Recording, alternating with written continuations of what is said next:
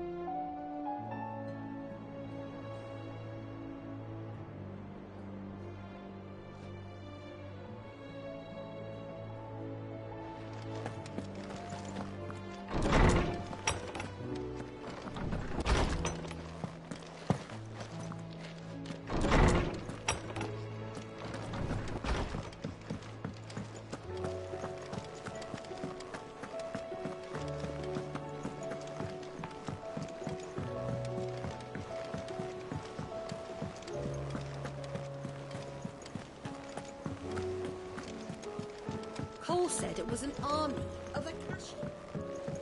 How are we supposed to do our duty in the hills?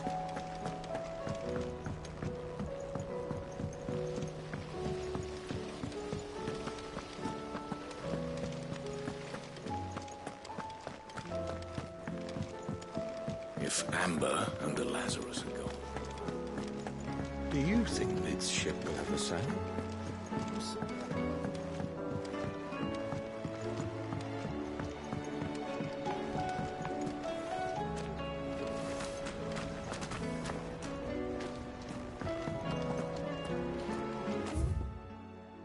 Ever see the sky again?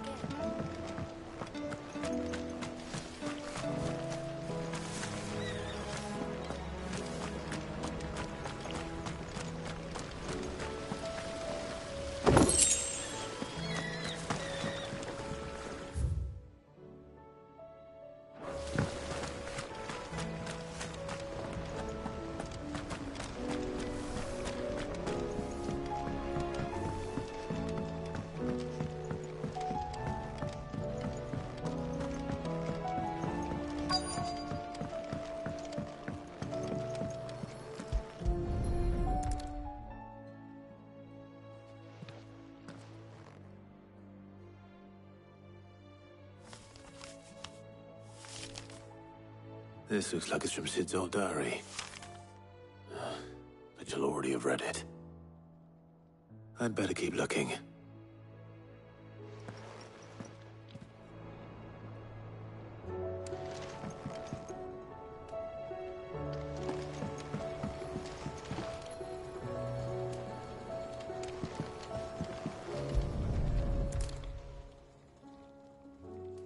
What do we have here? Oh. Sid's pipes. Something tells me Mid won't be needing these.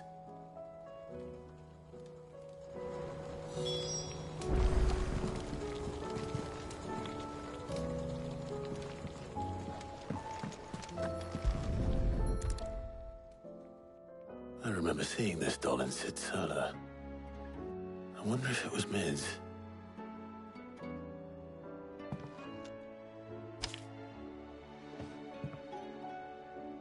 Huh. What's this tucked inside it?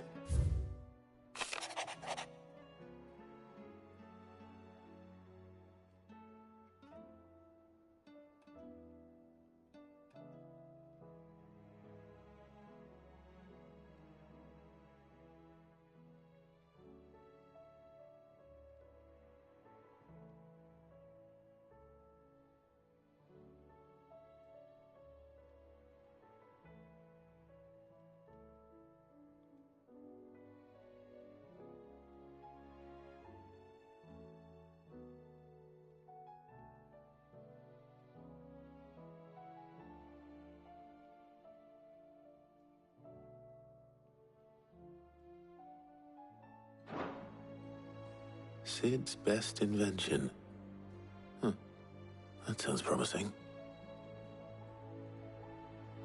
So Sid hid something in Mid's first opus. But what would that be? Perhaps Otto might know.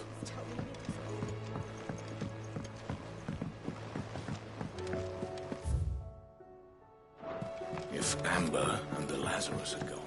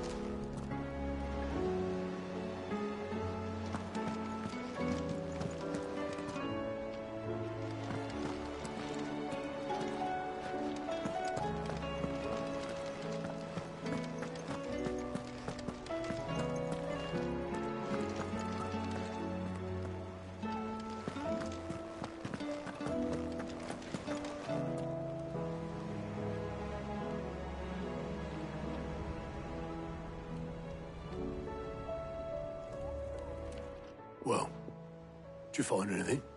Possibly. You wouldn't happen to know what Mid's first opus was? Opus? That girl's as tone deaf as a banshee. Unless you mean the orchestrion.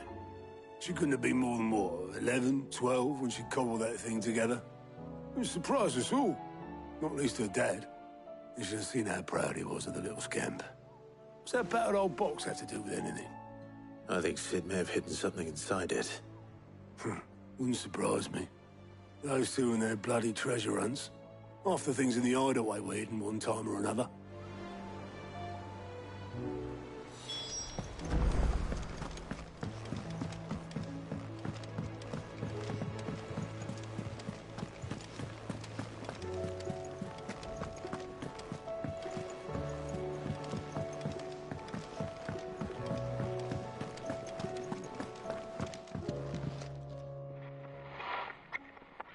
I didn't break it. Well, I didn't break it. What didn't you break? Nothing. We didn't break nothing. We definitely didn't break the orchestrion. What's wrong with it? It's broken. Except when it isn't.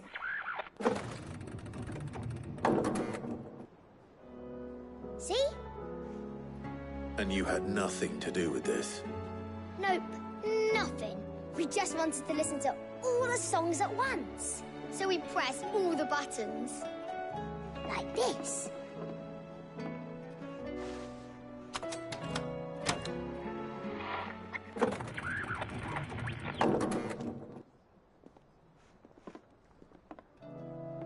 See?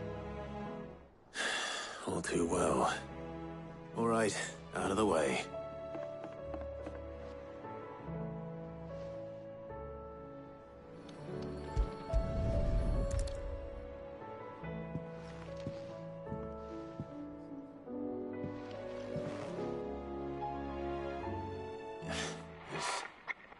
Something caught on one of the gears.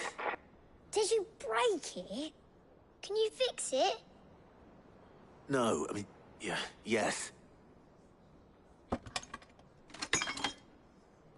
There. How about now? You fixed it!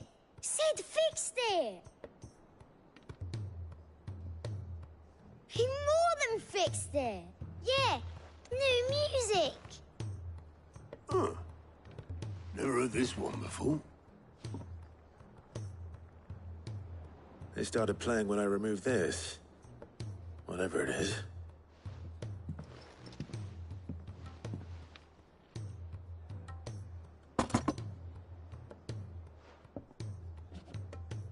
Well, don't look at me. I can tell you it's important, though. Sid showed it to me once and said as much. Said it was the stuff dreams were made of.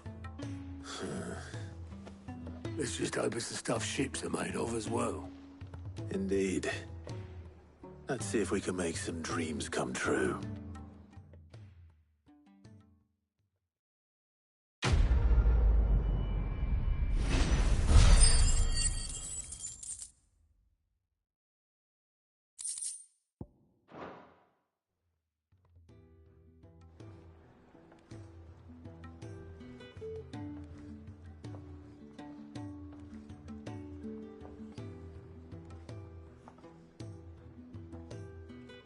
Just the two I was looking for.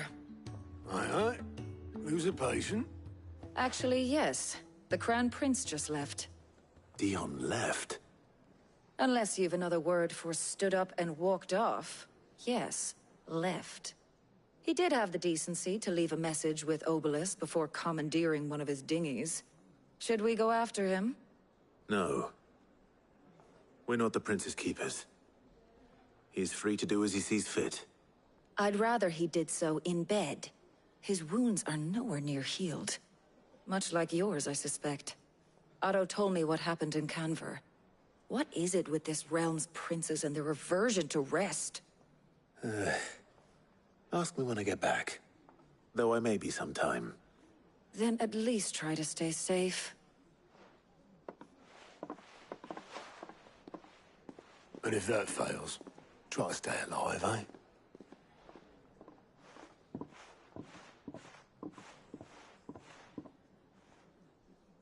Every moment I waste here, the further the flagship sails. I have to get back.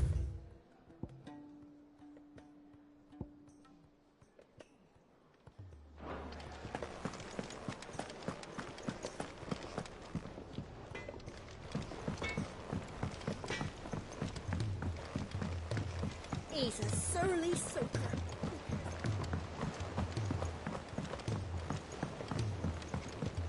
The realm's crops are all being harvested early for fear they won't grow under the sun.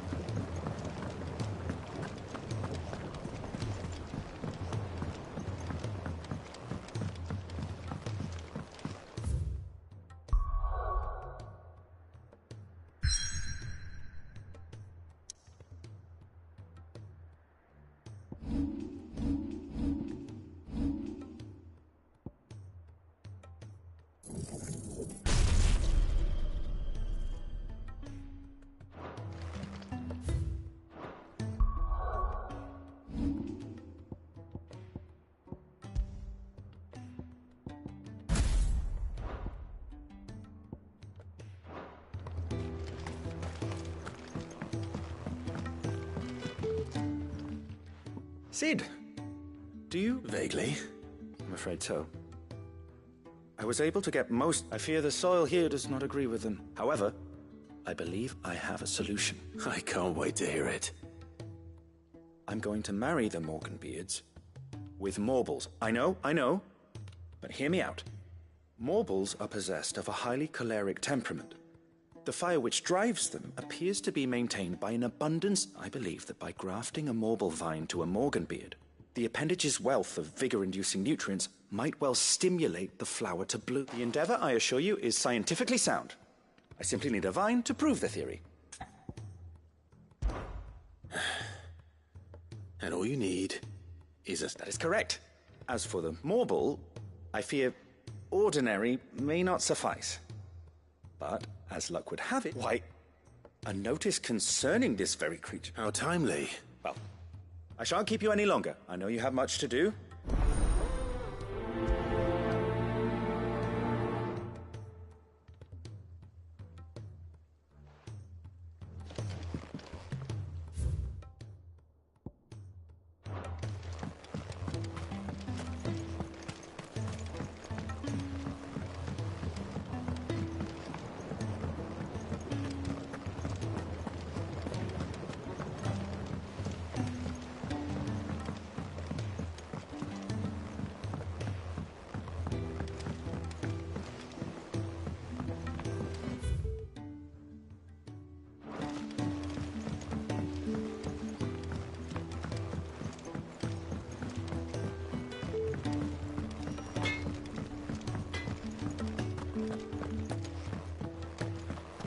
If it's knowledge you seek,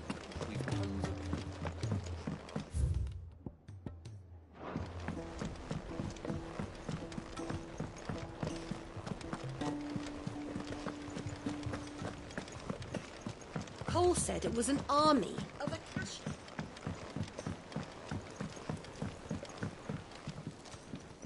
All right, Clive. Blackthorn told me you helped him out again. Tough for that. Speaking of which, I'm actually a bit, Worried about him. And you want my advice? afraid so. It's a bit of a funny one, this, but I saved this posh knob while I was out on a mission, and he gave me this flashy ring to say thank you. So, obviously, I show it to Blackthorn, thinking he'll be impressed, only for him to go white as a sheet and quiet as a curl instead. Try as I might, I can't for the life of me work out what could have got him upset like that. And seeing as how Blackthorn opens up when... I'd speak to him again. Well, I suppose there's no... Cheers, Clive. I'll be sure to pay him a visit as soon as I have a moment. All right, I'll meet you by the forge then. You come along when you're ready.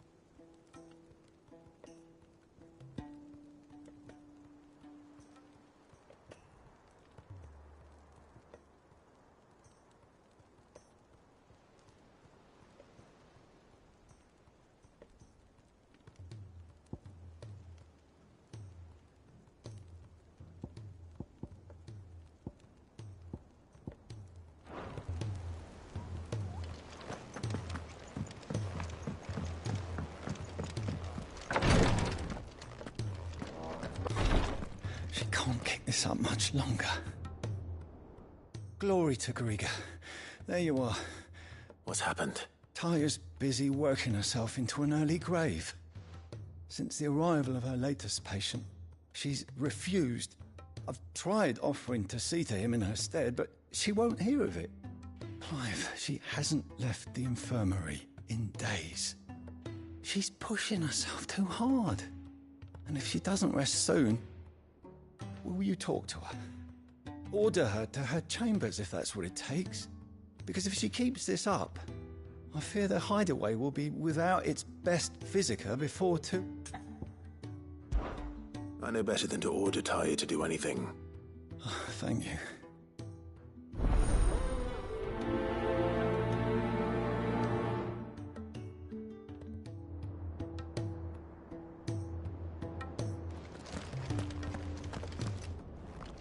Well, Taya, Rodriguez worried about you.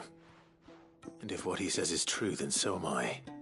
We all admire your dedication, but you do need to rest. I will, when it's time. Until then, I'm staying put. We owe him that much. Who is he? Someone from my past. Someone who doesn't deserve to die alone. It won't be much longer. The crystal's curse has almost finished its work. If I had the tears, I could ease his passing. But without them, we've nothing that will touch the agony of those last few hours. How would tears help this man?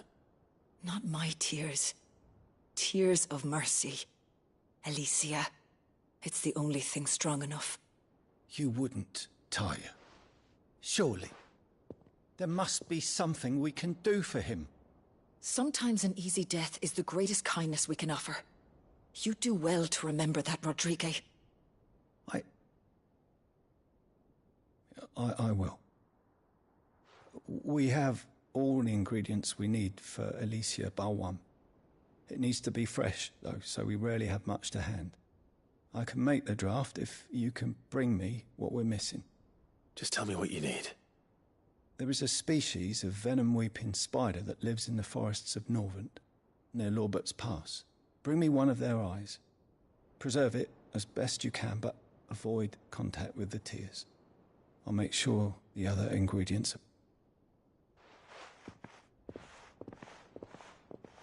Thank you, Clive. I won't forget this.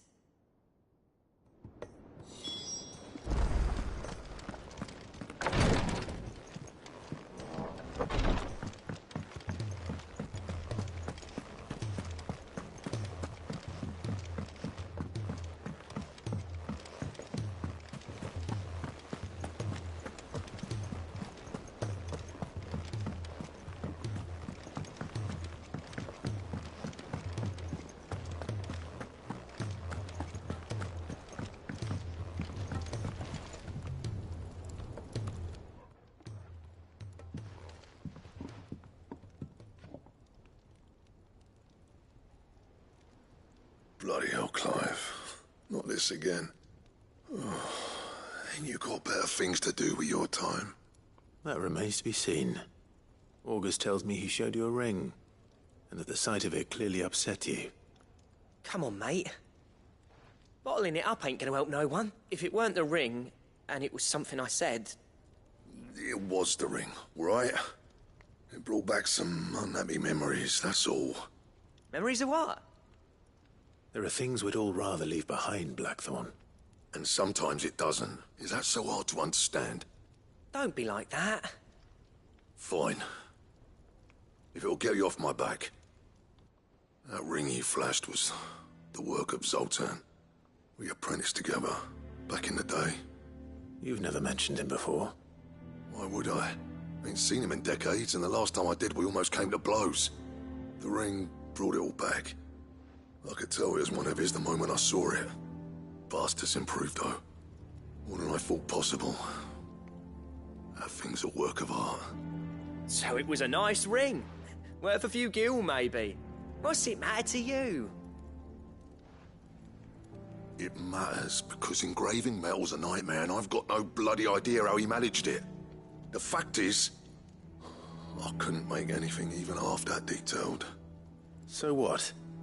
You're an armorer, not a jeweler. I'm the Hideaway's master craftsman. I'm not stealing a living at some backwater village forge. My armor keeps you lot safe, and my swords keep you dangerous. As far as I'm concerned, every swing of my hammer's another blow struck in the name of our cause. So I put my heart and soul into my work. Because the curse breakers deserve better than second best. And I refuse to be shown up by the likes of Zoltan. Very well. Why don't we go and pay him a visit? Learn his secret. I doubt he'd be too happy to see me. Then just this once. Make peace with being second best. Swallow your pride, and focus all your energies on the task at hand.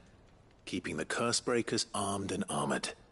Provided you can do that, you'll hear no complaints from me. But if you can't, and it's going to distract you, we need to do something about it. What'd you say, Blackthorn? You know he's right. And it's not like you'll be going alone. All right. Magic. So, where do you reckon old what's-his-name is then?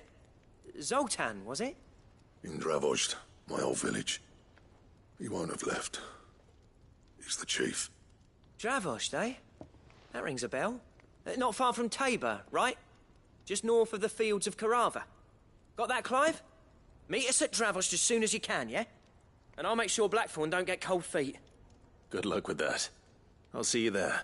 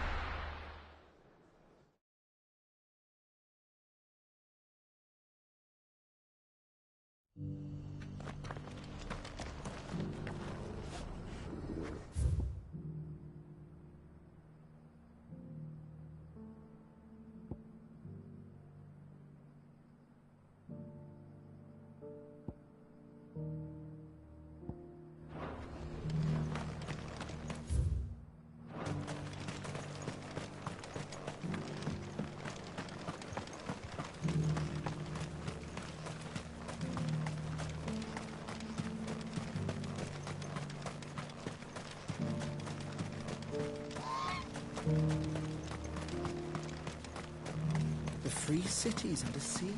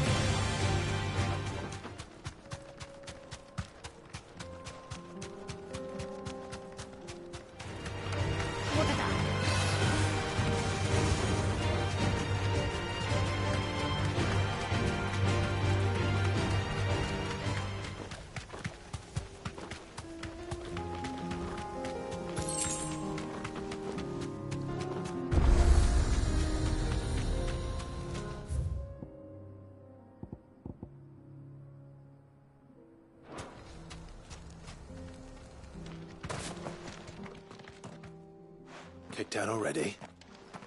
No. This charmer ain't letting anyone through. Why are the gates closed? Chief's orders. No one's allowed in without his say-so. Not that I'd have let you in anyway. You look like trouble. I suggest you go home. That's what I'm trying to do, you little prick. Ain't changed a bit, have you, Snotty? No. It isn't. Blackthorn. Long time no see, eh? What the hell are you doing here? Well, it was meant to be a surprise, but since you are so nicely, I'm here to see Zoltan, you fucking numbskull. Now let us through.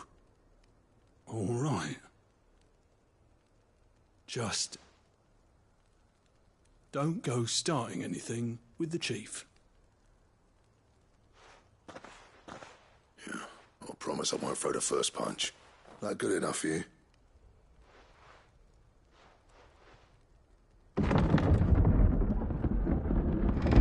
Go on then.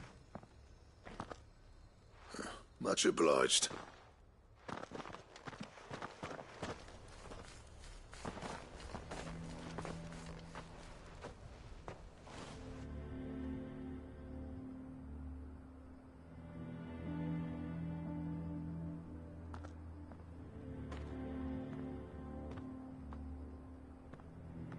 So this is Dravosht. Not much going on, is there? It's a smithing town. When I was a lad, you'd have to shout to be heard over the sound of hammer on anvil.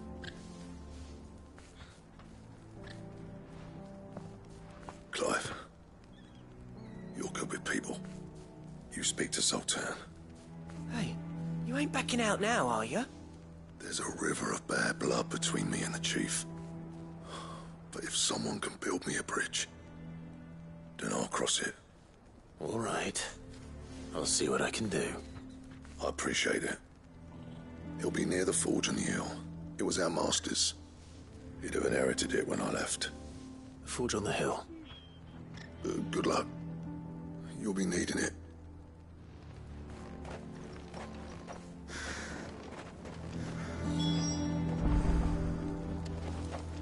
But if we can't fire the forges, how are we going to earn our keep? Mama,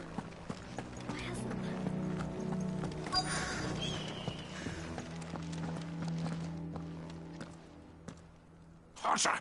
Hotter, damn it! Those miserable flames wouldn't melt butter, let alone iron. Pardon the intrusion. I'm looking for the chief. That'd be me. It's a pleasure to meet you. I'll bet it is. Keep the gates closed, I tell him. Well done, Snotty. You're not welcome here. Get out. Before things turn nasty. Blackthorn's here. What did you say? He's traveled a long way to see you. Yes, has he? He's waiting. Down by the gates. Then I suggest you take him with you when you leave. Didn't you apprentice together? So what if we did? Fuck! We're getting nowhere. These bearers' flames are next to bloody useless. We're never going to be able to fire up the forges unless we can find some new crystals. I'm a busy man, as you can see, so do me a favor and piss off. Oh, and if you're struggling to find your way out, ask Blackthorn. That prick knows exactly where the exit is. He's not wanted here. And neither are you. All right. I'm going.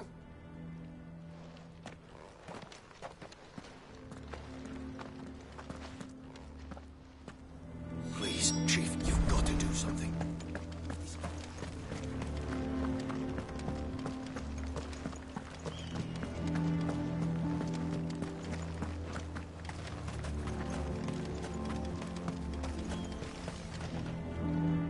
Let me guess. Zoltan told you to piss off. As a personal favor to him, yes.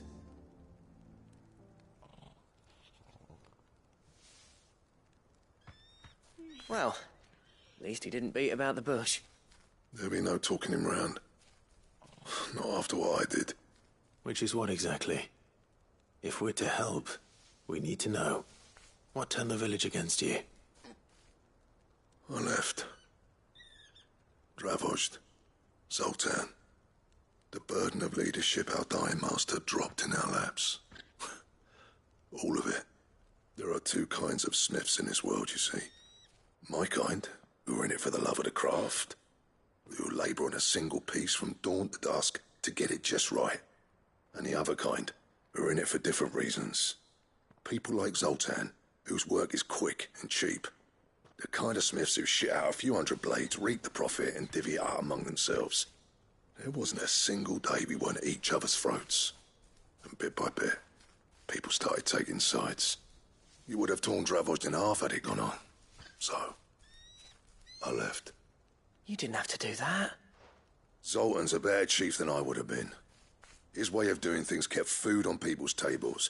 Dravozd prospered without me and my lofty ideals getting in the road. Until the crystals run out at any rate. Without magic to fire the furnaces, this place is as good as dead. It depends on how you look at it, though. There's got to be other ways of making fire. We manage it in the Deadlands. Thanks to Sid's ingenuity, yeah. He saw all of this coming. Knew crystals were the problem, not the solution. And spent years coming up with ways of doing without. You know what I mean, though, right? Where there's a will, there's a way. What I'm trying to say is that it's not your fault. You couldn't have predicted this. It doesn't matter whose fault it is. I don't want to be the greatest smith alive just because I happen to be the last. Clive. Dravozd won't last long without its furnaces. So, do you think it's time we shared Sid's bellows with the world? The way I see it, it's your decision to make. Hold on, Blackthorn. Sid made those things for us. They give us an edge over the rest. And you'd be throwing it away. All right. Do it. This place was your home. I won't abandon it to its fate. Sid's creations were never meant to be hoarded. It was only ever a matter of time before we shared them. Let this be another step on the road to freeing Valisthea from the prison of the Crystal's blessing. Dravost will show the world that it's possible. Wouldn't you agree, August? When you put it that way, of course. It's like hearing Sid speak from beyond the grave. Thank you, Clive. Shall I go and fetch the plans, then? I know I'm off by heart. I'll be needing some help, though. Building a furnace isn't exactly a one-man job. Do us a favour and round up anyone strong enough to lug a brick or two with you, August. All right, then. And I've got a job for you too, Clive. Finding me some salamander skin. I need leather for the bellows and nothing else will withstand the heat. Luckily for us, salamanders feed out in the fields of Carava. Time for a spot of hunting, then.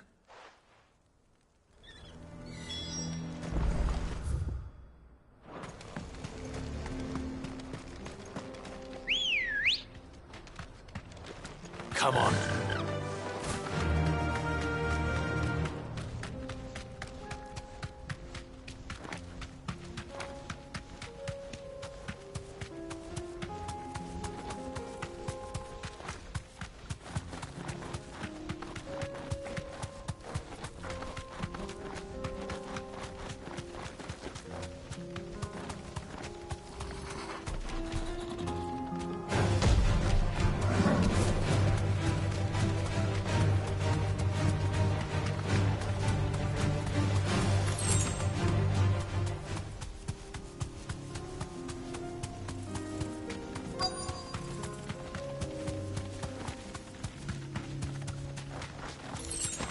Let's make this quick, shall we?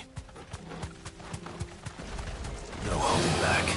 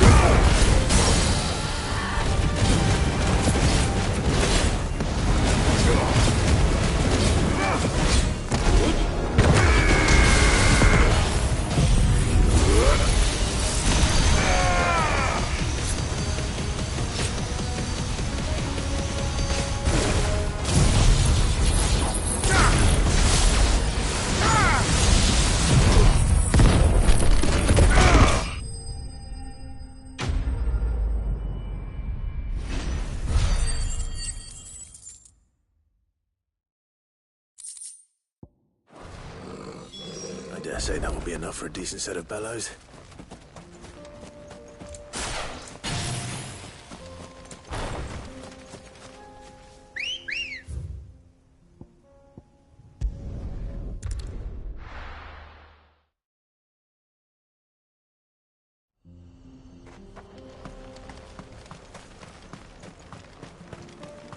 What's this all about, then? Don't know. Any trouble finding the skin? Nothing I couldn't handle.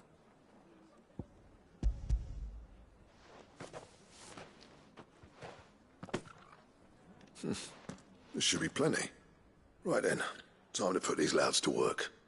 If everyone pulls their weight, we'll be finished in no time.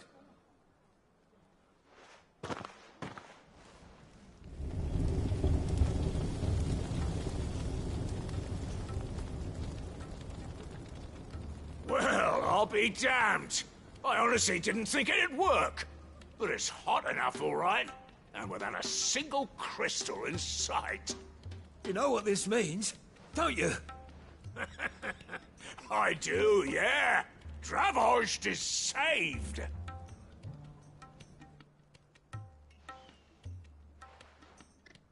Sorry about earlier.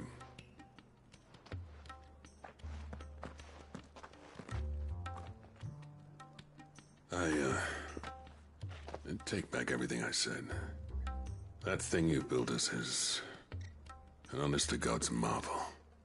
You've saved our village. It's Blackthorn you should be thanking. He oversaw the construction. Give this to him, would you? What is it? Pet Cole's cinders. After he left, I spent years trying to eke the most out of our forges. That there was my answer. Chuck it in the fire, and your forge will burn hotter for longer, which will do wonders for your steel. Our secret for yours. Only fair. I've always envied Blackthorn. Since the day I became chief, I spent every spare moment trying to match up to the bastard. No amount of sleepless nights at the anvil will ever bridge that gap, though. He's a genius. Plain and simple. The man Dravost needed. But he took all his talent and left. Gifted and free. Is it any wonder I hate his guts? The cinders would mean more coming from you. I need to forgive him first. And that's not gonna happen.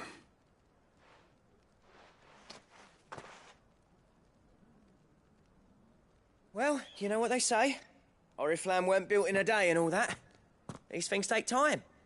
Especially when they involve two geezers who hold grudges tighter than their hammers. But what matters is, Blackthorn's got that twinkle back in his eye. And I'd call that a job well done. So would I. I reckon he's going to be at it a while yet, though, so why don't you head off without us? I'll see that the old git gets home safe and sound. See that you both do. I'll save the cinders till then. All right. It'll be a nice little surprise for him.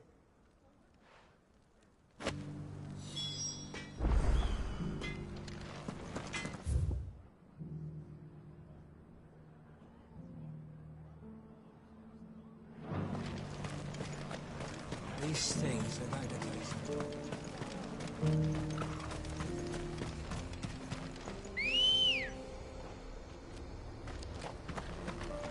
Ready, go? Fly, Ambrosia.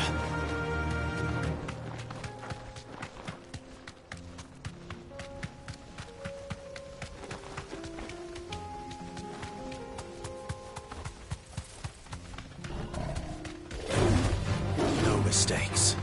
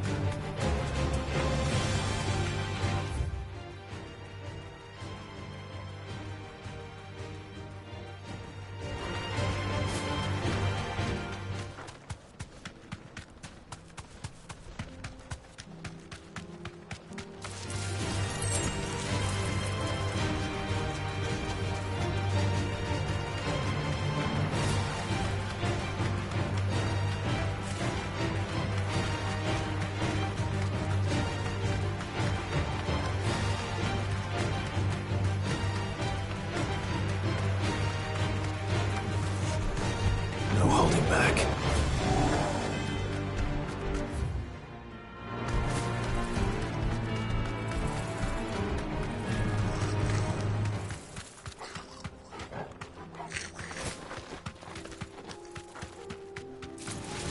All right.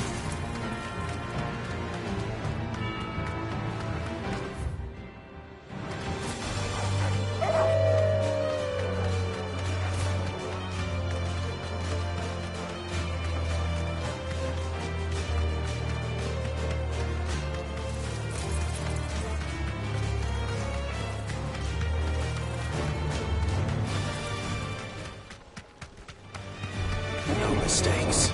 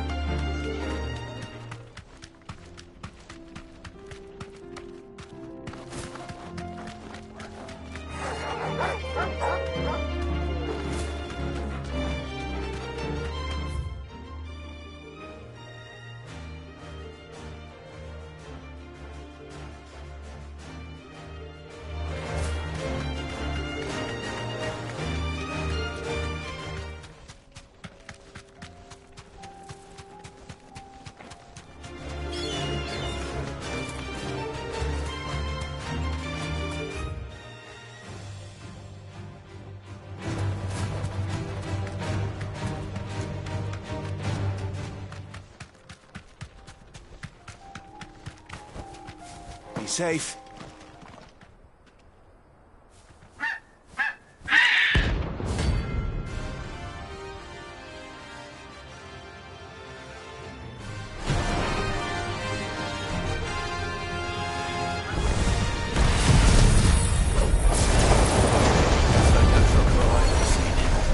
Something tells me it won't be easily broken. That's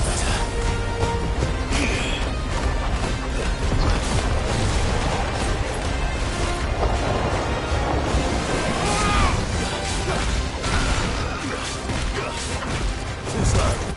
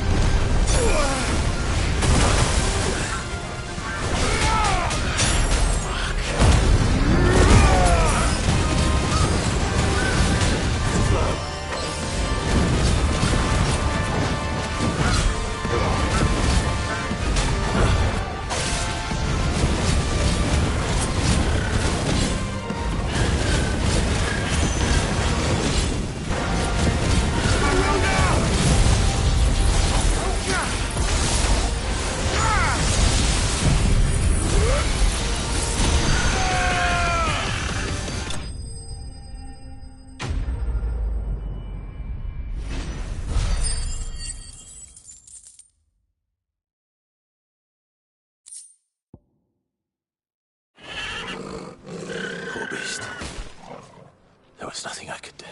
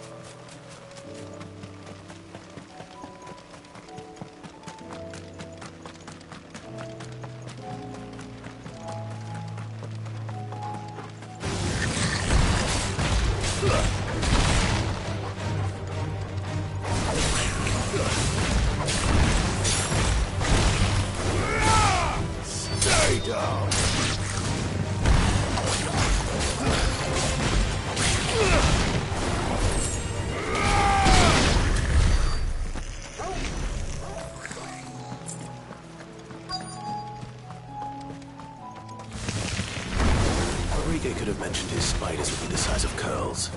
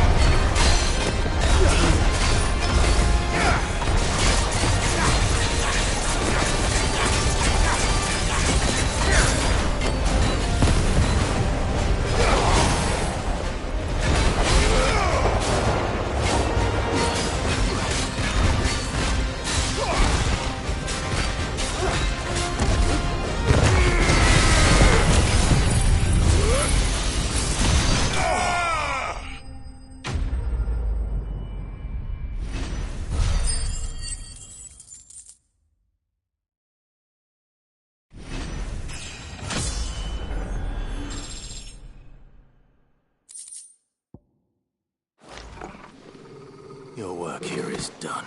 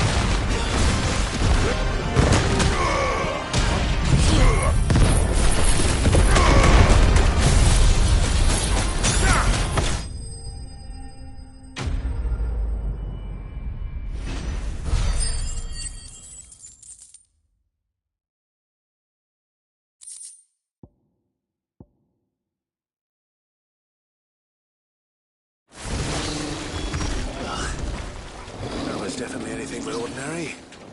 No.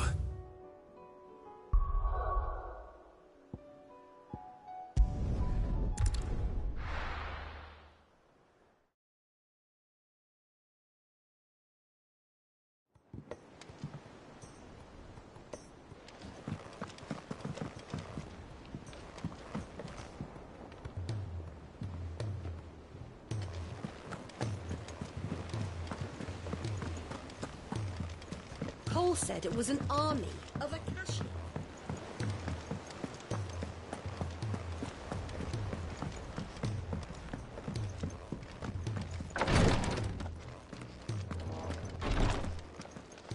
Thank goodness you're back. Taya looks like she's about to collapse. Is this what you needed?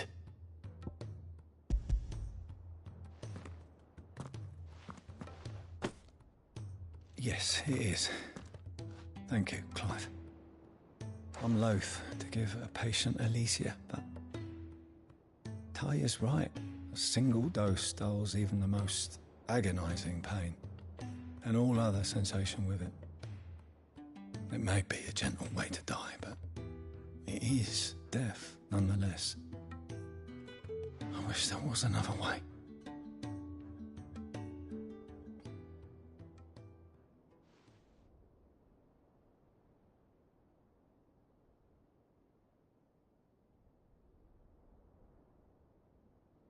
How are you feeling?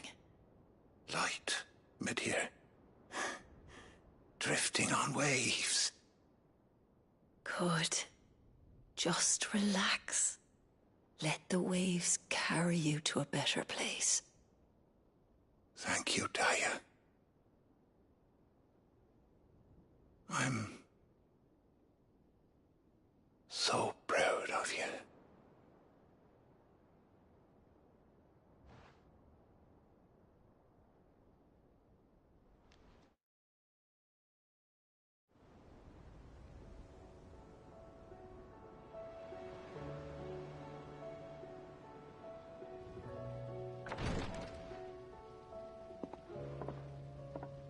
He's gone. Thank you, Rodrigo.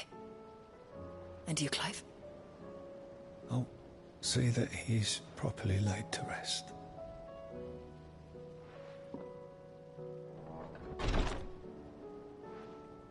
The man you helped today was my mentor, back in the Southern Isles, on the front lines of some meaningless war.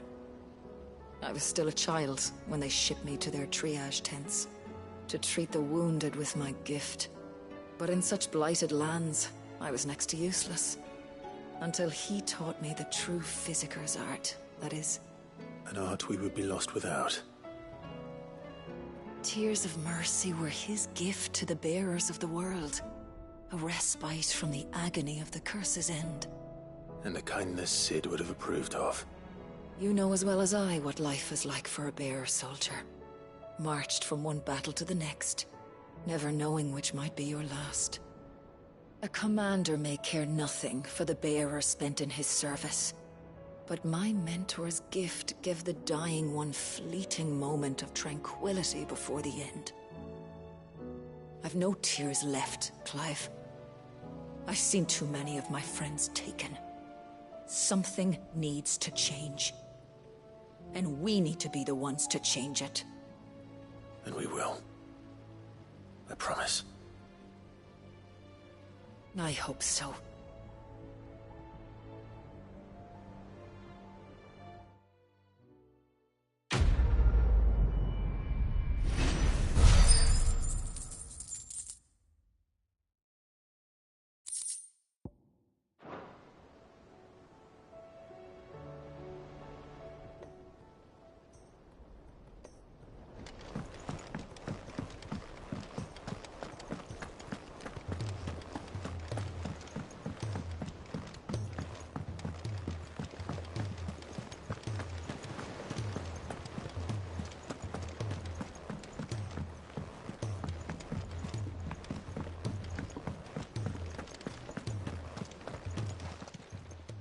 Clive, Goingpurse weighing you down?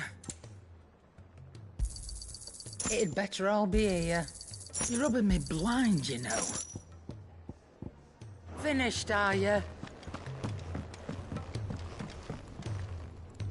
Gentlemen, I see you both made it home in one piece. Yeah, well, we didn't want to outstay our welcome. The whole village turned out for a go on the bellows after you left. Everyone except Zoltan has. Didn't see hide nor hair of him. Oh, but that reminds me. I have something for you.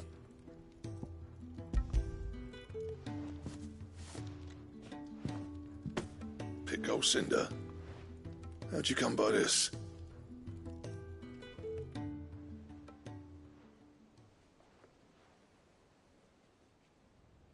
And you're sure he wanted me to have it? I'm sure. He didn't say so, but I think he wants to forgive you. Huh.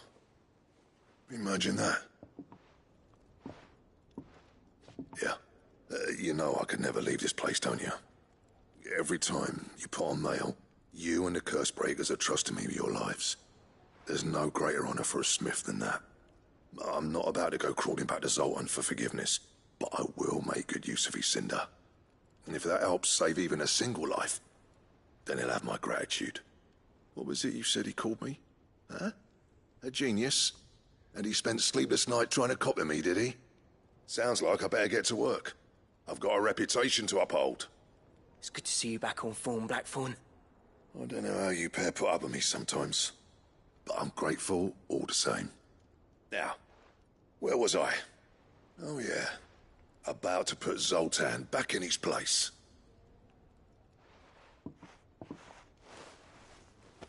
Ain't got the art to tell him how similar they are. Stubborn bastards. A little healthy competition should be good for him. You're not wrong. Still, it's a shame him and Zoltan couldn't let bygones be bygones. No use grumbling about it now, though. Blackthorn's happy. Or as near to happy as he gets. And that's good enough for me.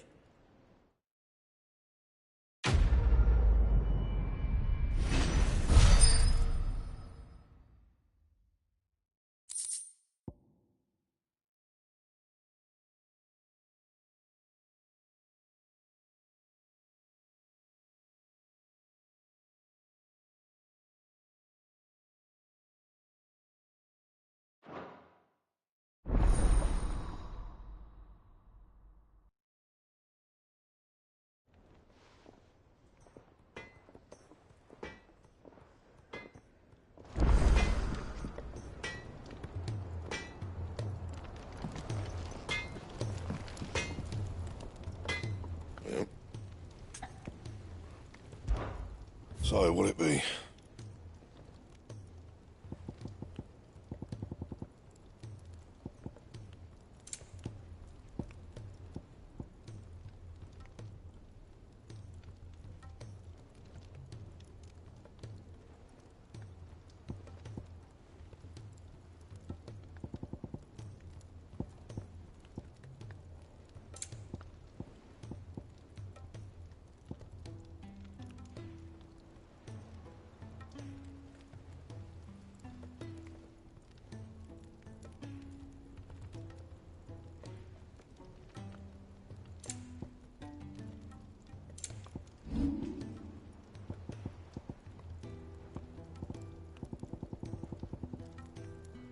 Anything else?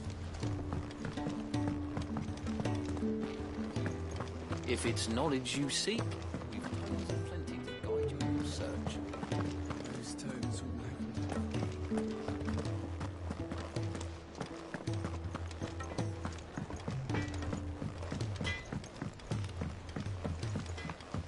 He's a surly soaker.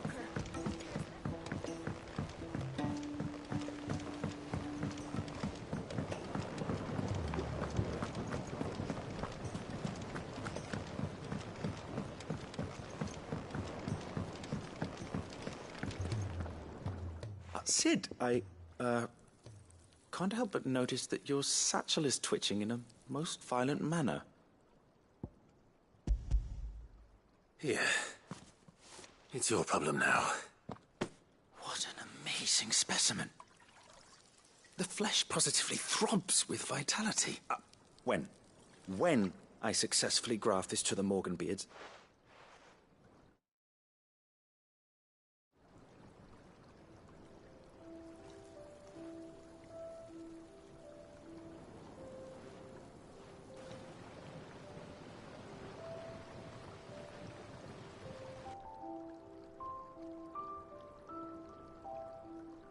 It's just as I hoped. Witness how the Morganbeards have taken to the blighted soil. How they bloom with heretofore unseen vigor. Why, I dare say such a vine graft would yield similar results when applied to other specimens as well. I'm glad I could be of assistance. You've not only helped us, Sid. Do you recall the extract with which I provided you before? I took a moment to distill some more, but this time with the petals from the invigorated Morganbeards. And you must accept this phial as thanks for your assistance.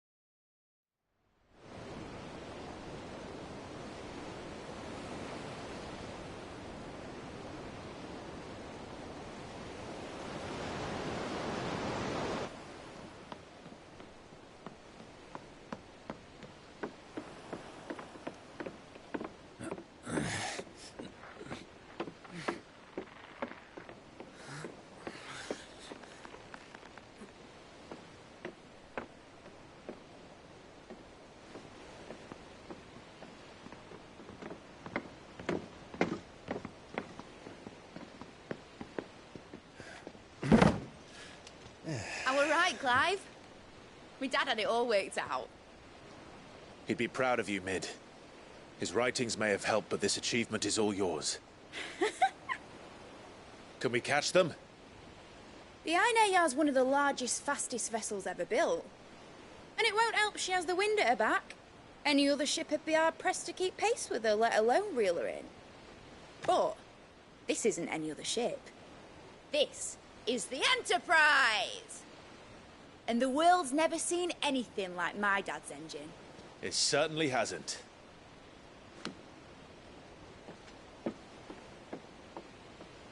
Clive, what do you know of Barnabas Tharm? Only what the bards sing. That he sailed to Ash from southern lands. That it was his mastery of the blade which won him the throne.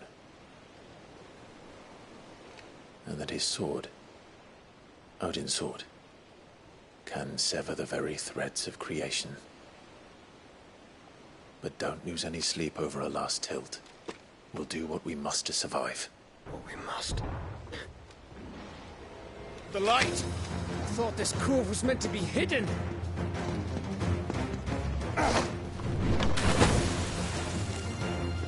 Mid! Company! Eh? We'll hold them off until the ship is ready. But hurry! Bollocks! All hands! Man your stations!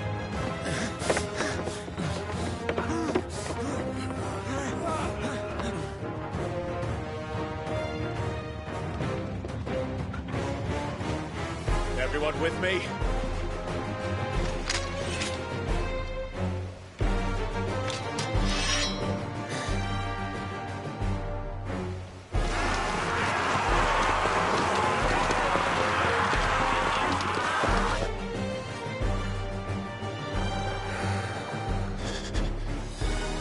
Here they come!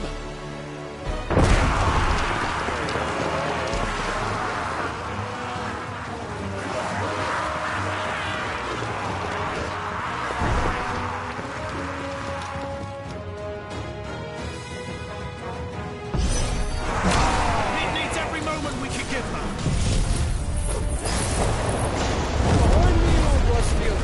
I'll take care of these fuckers.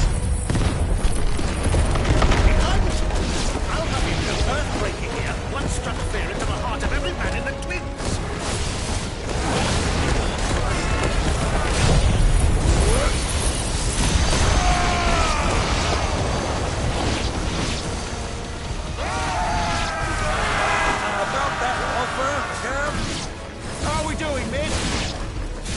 thought you said that ship was fast!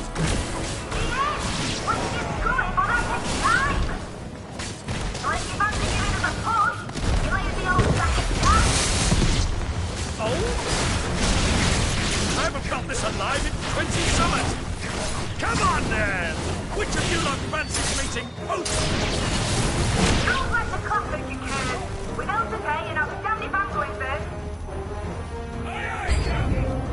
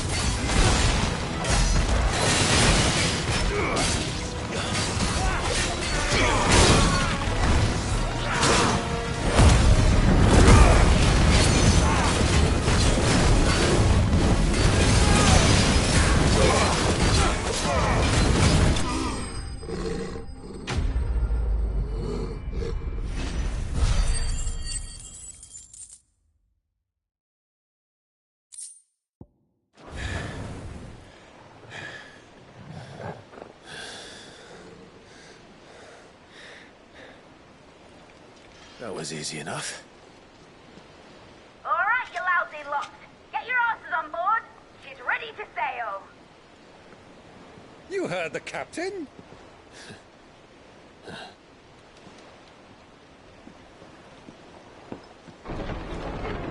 Clive.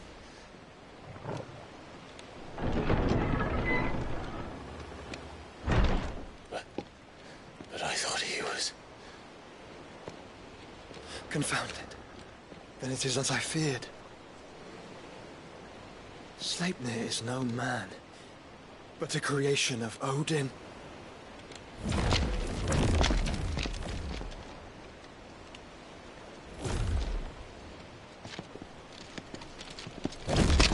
Phoenix's fiery fundament. Have you no normal enemies?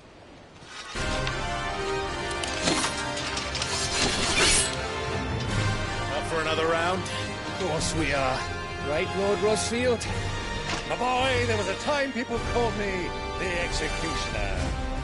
Or was it my ex? No matter, heads will roll all the same.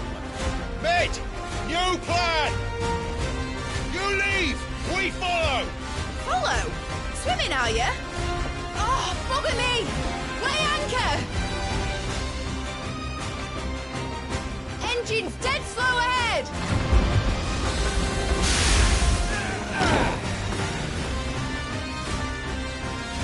Have care, my friends. It is not blood that runs through an Eddie's veins. These foes will not fall easily, but they will fall. Like oats before a woodman's axe. Good thing I brought one!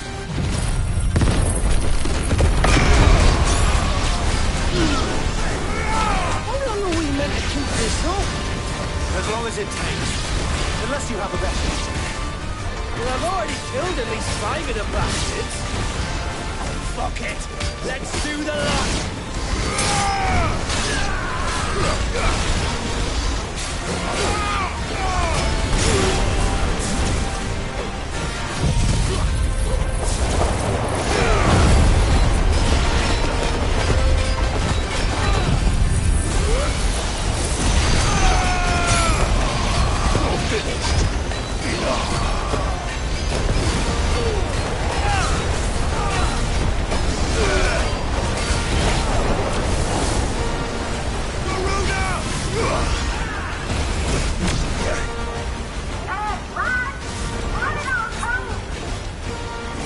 Should we make for the ship? Not yet. Wait for my signal.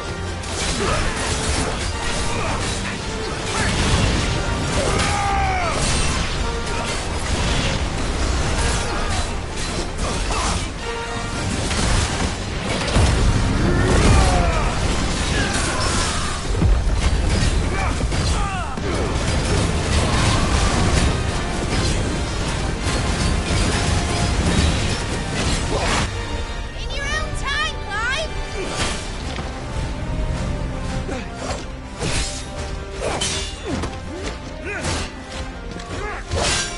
Right, grab for it!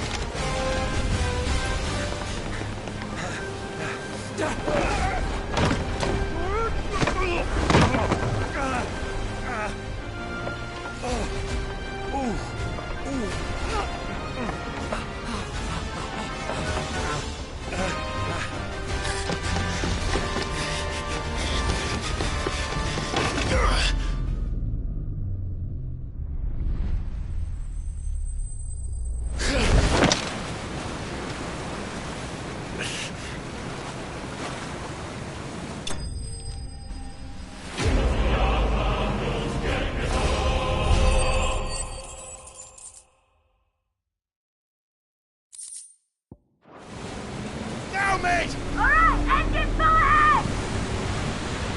And hold on tight!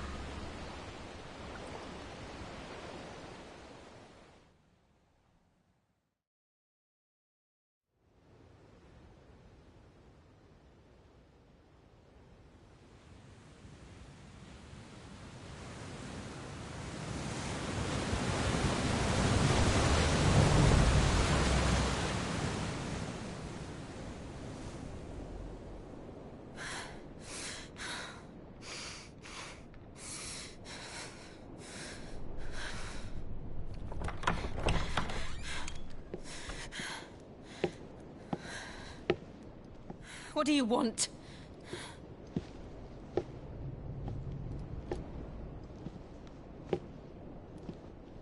That's quite a mess you've made.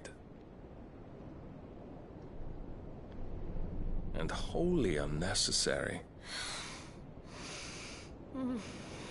You are my offering to Mythos. I would not see you damaged.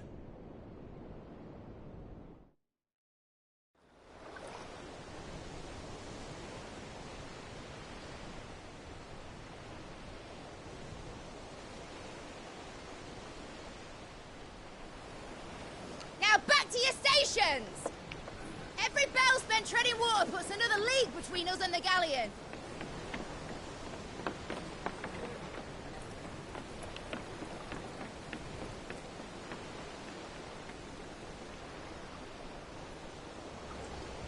I don't suppose Mid has a spare engine?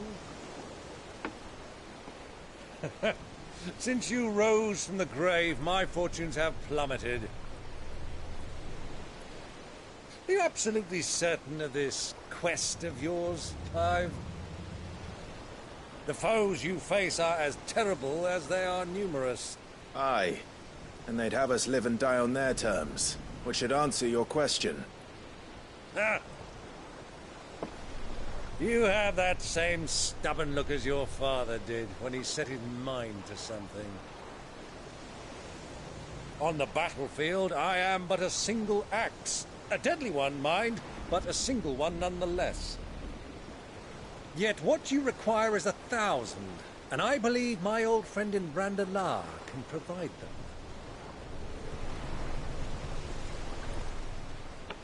Take care, Clive.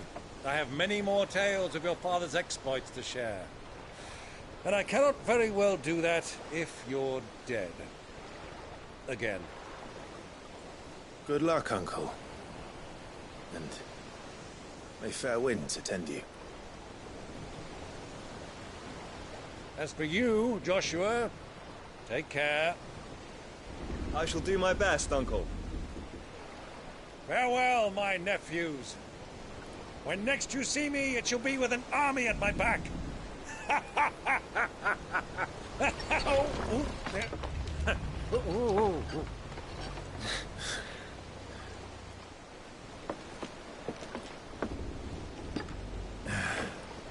Cheerio!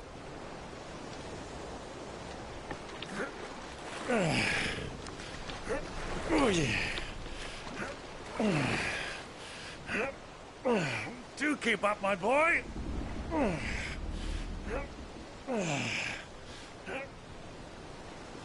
Well, we can't have him showing us up now, can we? We would never hear the end of it.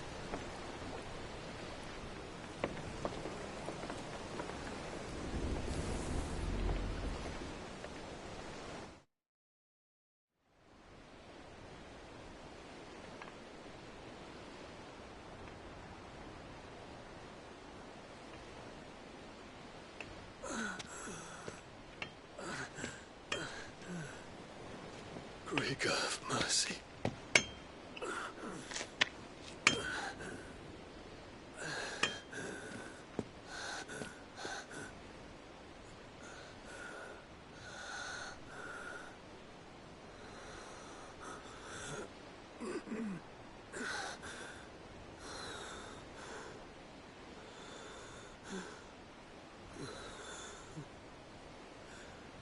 All this.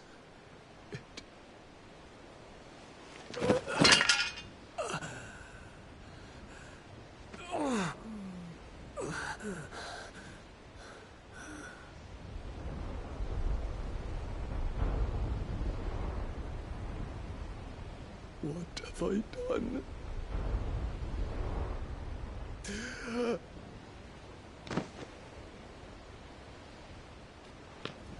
My lord.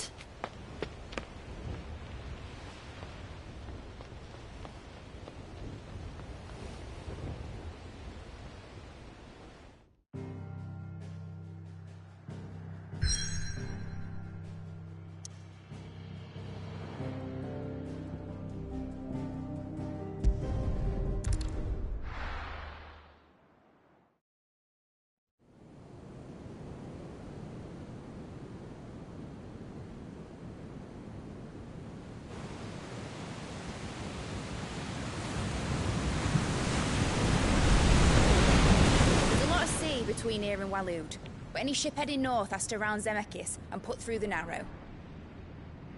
Maintain our current bearing north-northeast, and we'll catch the Black Galleon before she vanishes again.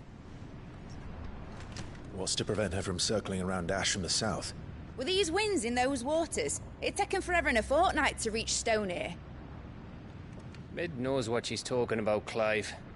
Better than any of us lot, anyway. I say we do as she tells. Sails on the horizon. She's ours.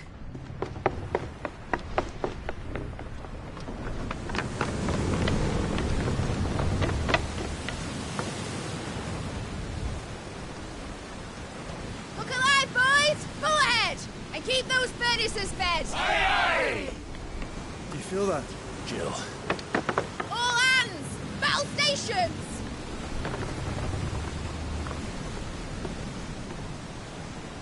Let's see what this girl can do.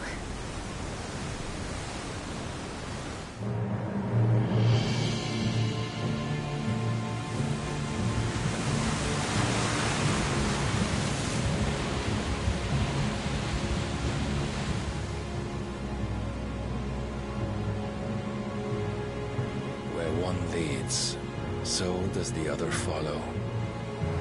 The bond of consciousness which joins them condemning both to the same fate. Yet my every attempt to strike it from their hearts serves only to tighten its hold.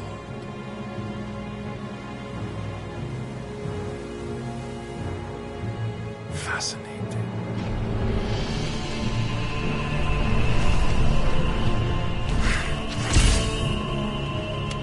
But then, there is naught my blade cannot sever.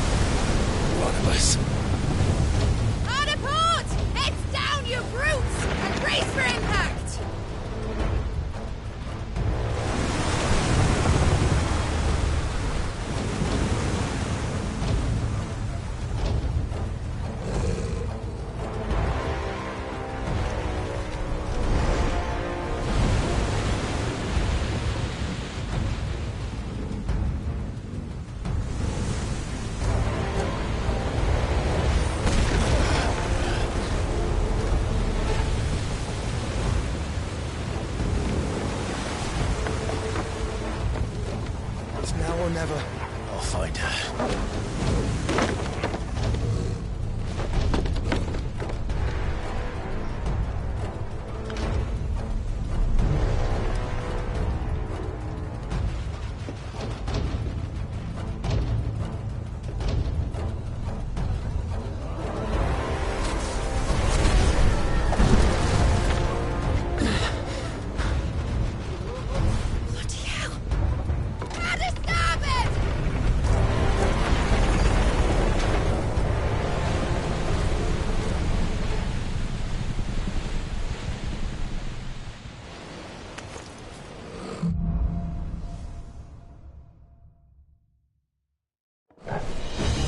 Where did you hide her, Barnabas?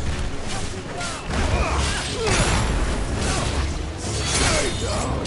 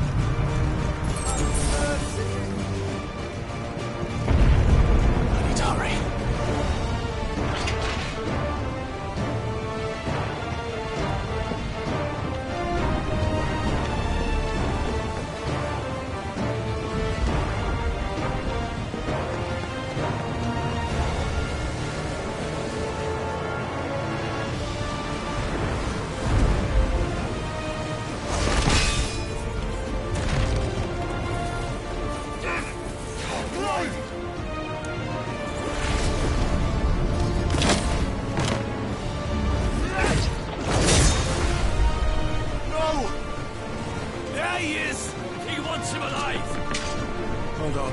I'm coming. For both of you.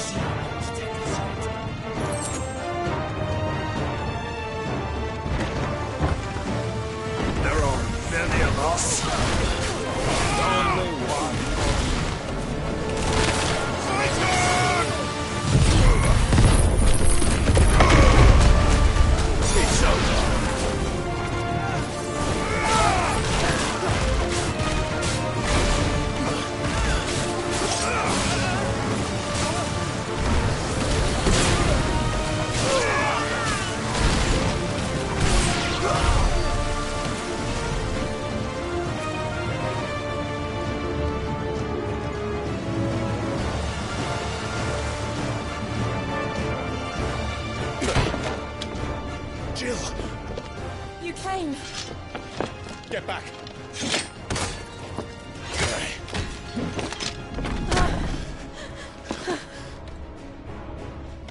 Clive, how did you... I'll explain later. Hands!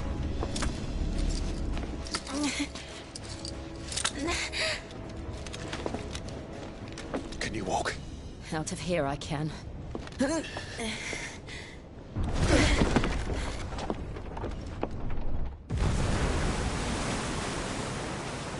Stand still!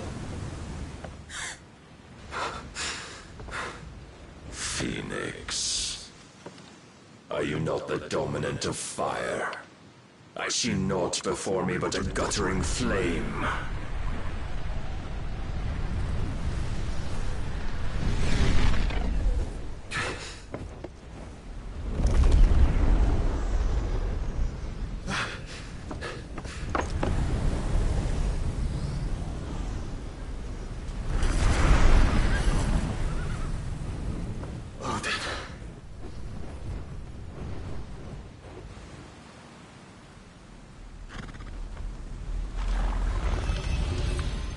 Honest then.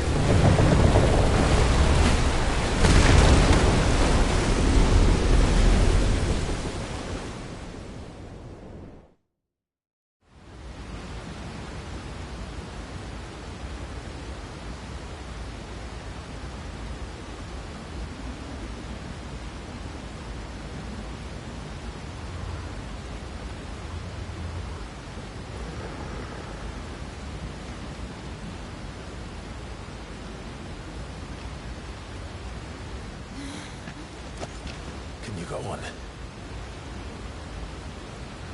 I think so.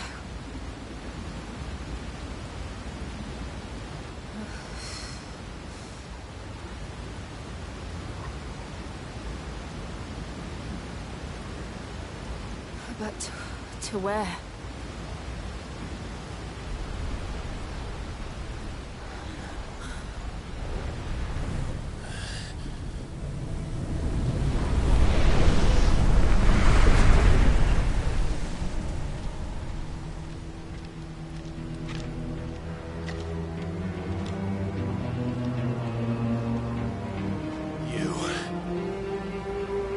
What did you do to Joshua? The Phoenix? Oh, I expect he will survive. This consciousness in which you coil your feeble souls is grown thick with desperation. And thus has my master turned to my blade.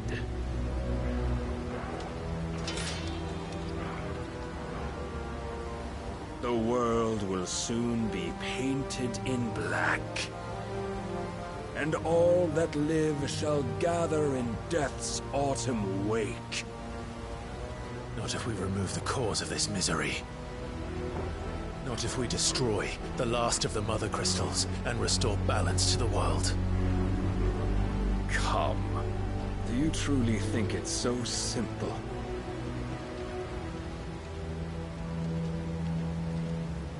The blight is inevitable.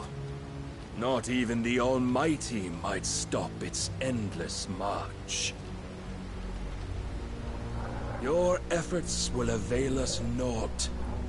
Naught, that is, but suffering.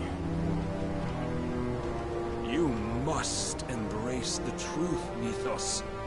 Accept your place with the Lord. Keep it. As long as there's a chance, there's a choice. Ever led astray by your blind resolve.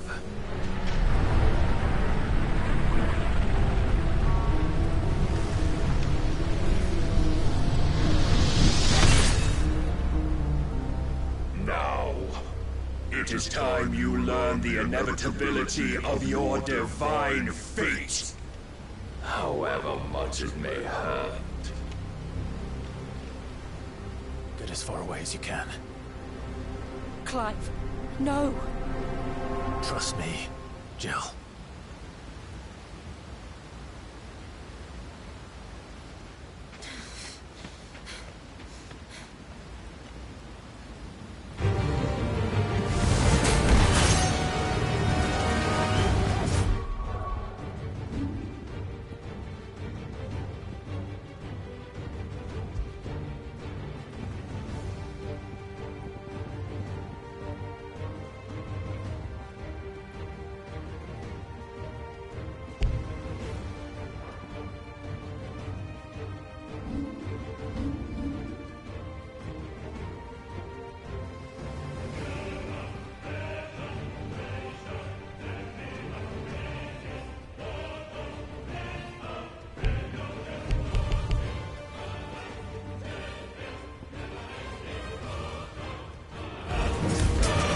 Don't have to do this. Oh, but we do.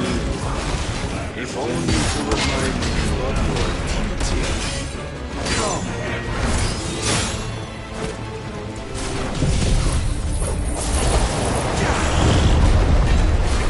Rise, Mythos. In the short time since our last meeting, you have grown much. Yet as a vessel, I fear my lord will still fight you.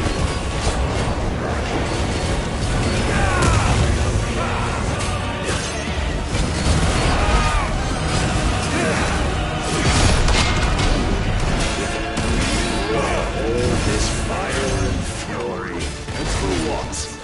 Stopping the blight. A foolish notion fed to you by a foolish man. How dare you? You know naught of this world nor of our place in it. If our fates were so easily rewritten, we would all be gods.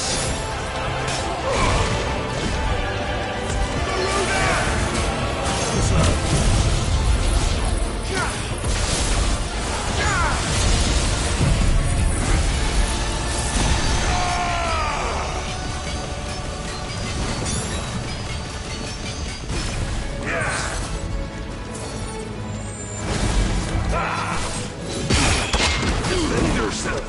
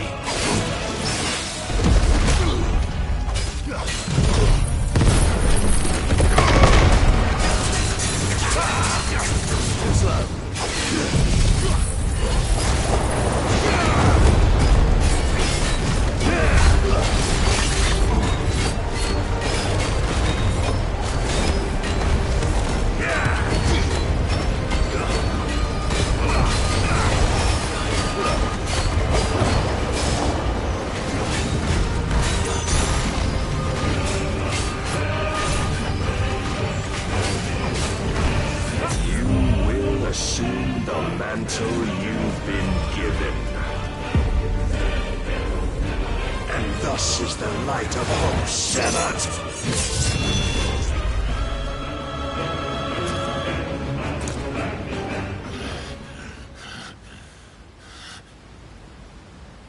You would yield so soon. Never. Clive!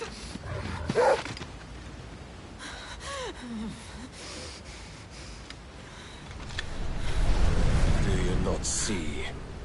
Your iron will weighs you down, dragging you ever further from your purpose. And what is my purpose? Mythos. Who are we? What are the dominants? The breath of the Creator still warm on our lips. We carry his light that we might guide the masses in his name.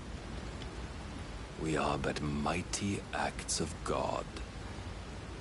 We are more than that. You would be nothing without what he has granted you. The power we wield is his, and yet every time we draw upon it, it wears away at our very being. It breaks us. It unmakes us, that its immaculate aspect might reveal itself. The icon. It is too much for even his chosen few.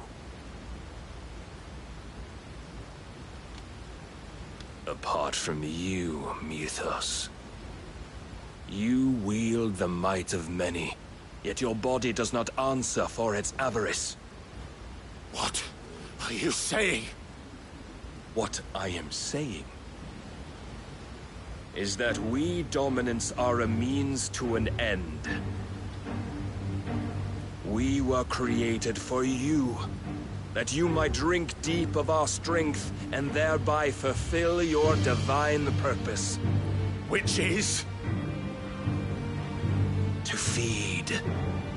As you would know, could you only look beyond the walls of your prison of self-regard. As long as you choose to ignore this, you shall never penetrate my defenses. Still, you may take solace in the fact that you are not alone in your plight.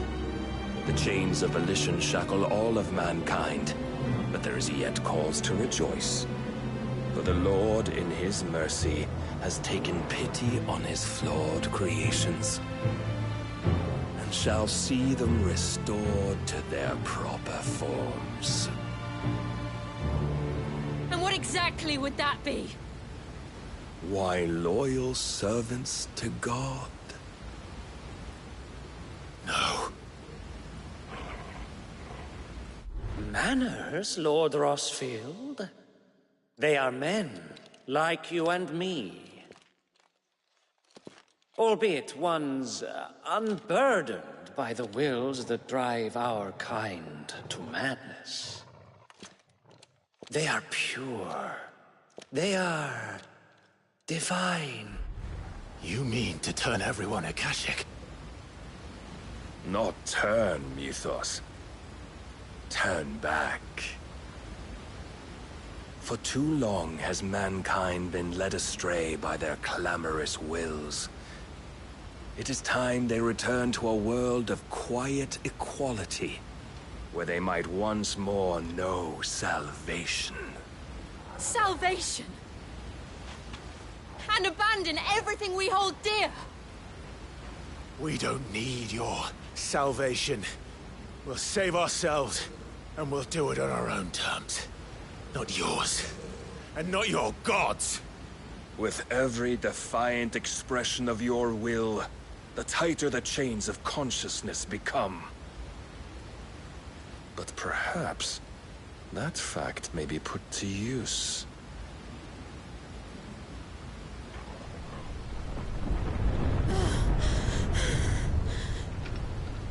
Clive! The faster it binds you to the remaining dominance, the stronger your hunger will become. Until it leads you back to the only answer there ever was. Mayhap not by the path my master intended, but back all the same.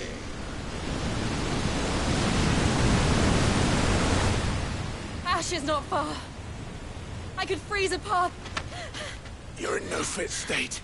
Probably not, but I can try.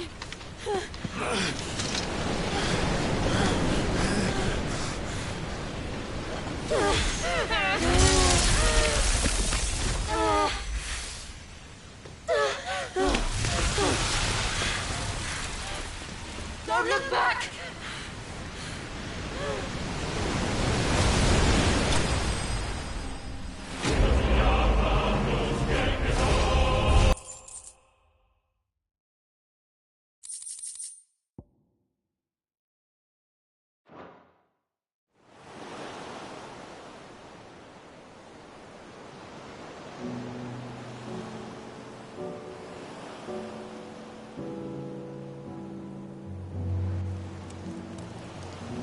I hope the others are safe. The Enterprise was clear of the gap when we fell. They made it, Jill. And they will have seen the ice where it led. We need only wait till dawn.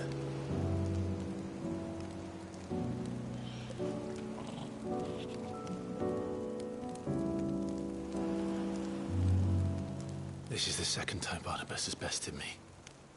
I'm powerless against him. And maybe there really is nothing else for it but to give yourself to his master.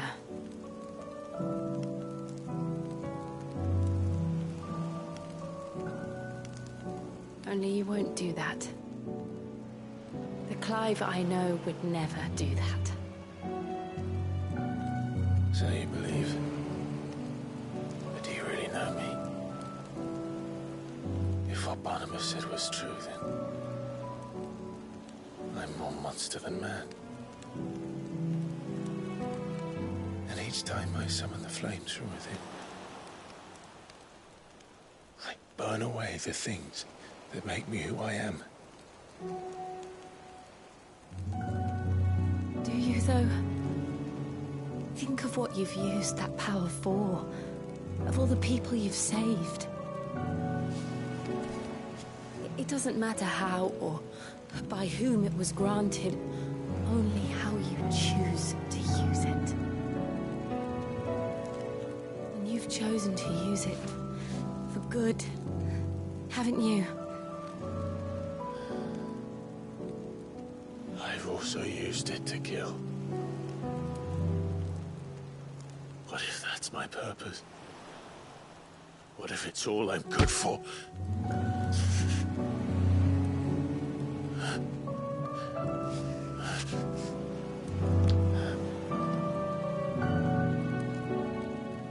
You're still that same boy I grew up with. Always so eager to save everyone around you, and yet always so alone. Because you failed to realize the one thing that needed saving most of all. You, Clive. You. You never once took the time to save yourself.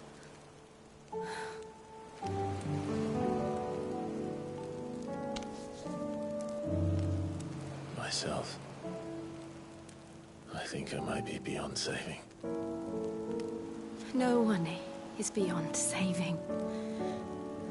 Provided they want to be saved.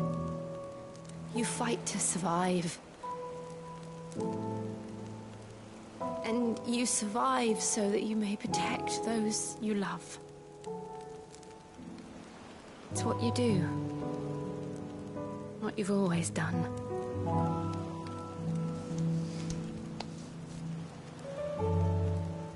And I know you're not about to change. So I'm going to help you. To give you what you need to protect us all.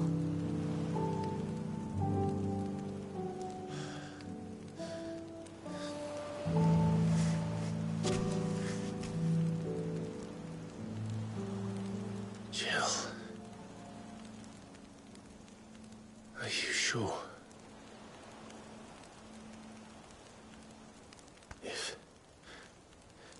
If this is what you want, then...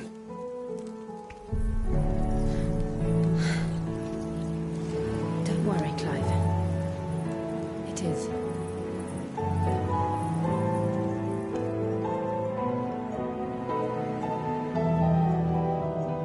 This burden, I'll give you the strength to bear it alone.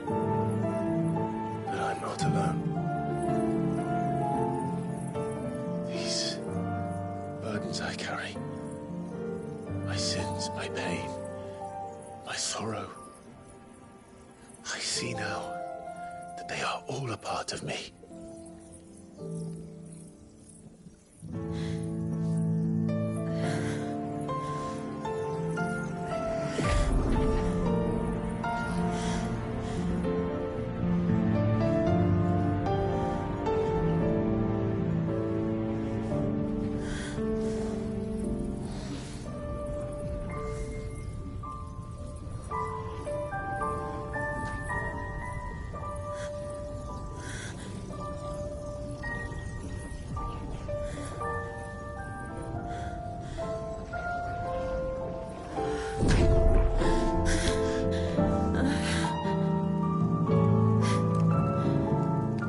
If I am to continue on, having pledged my life to those I love,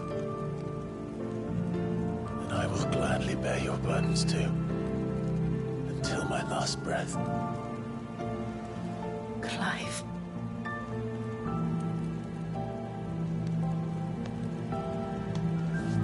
I promise you, Jill,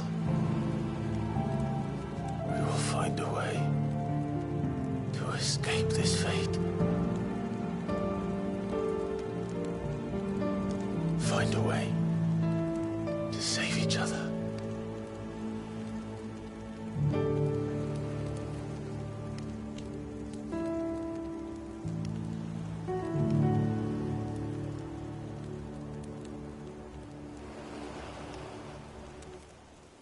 That we might one day look upon the moon again, together.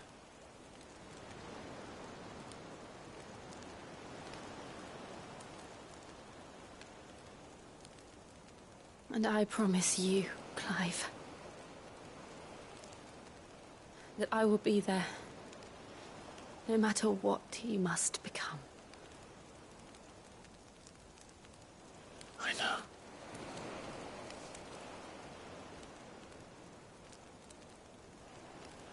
I never thought a smile could bring me so much joy.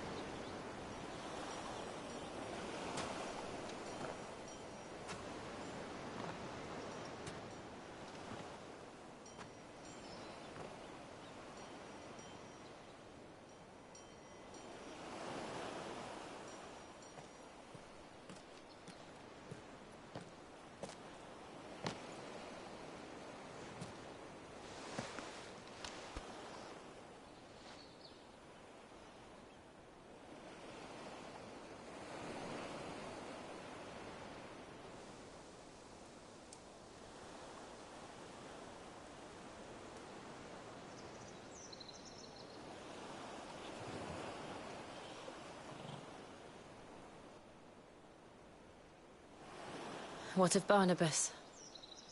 Do we pursue him? No. Our paths will cross again soon enough, whether we like it or not. Besides, there is something we must do first.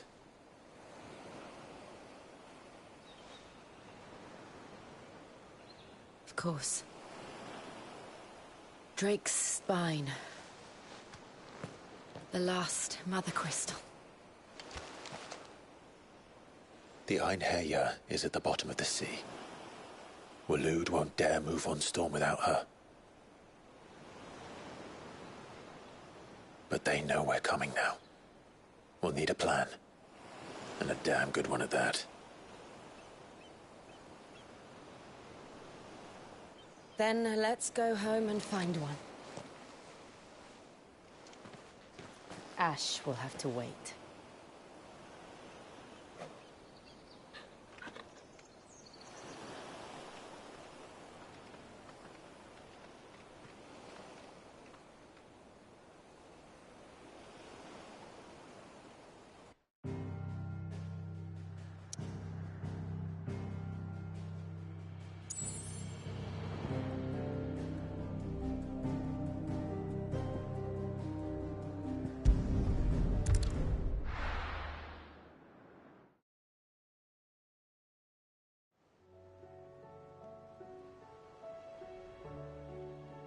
Mid says Odin split the sea in two. She's always been partial to a tall tale.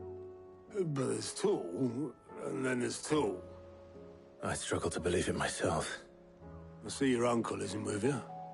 He stayed with the Enterprise. After our brush with the Einherjar, she was in urgent need of repair. And my uncle knows a shipwright in Randalar.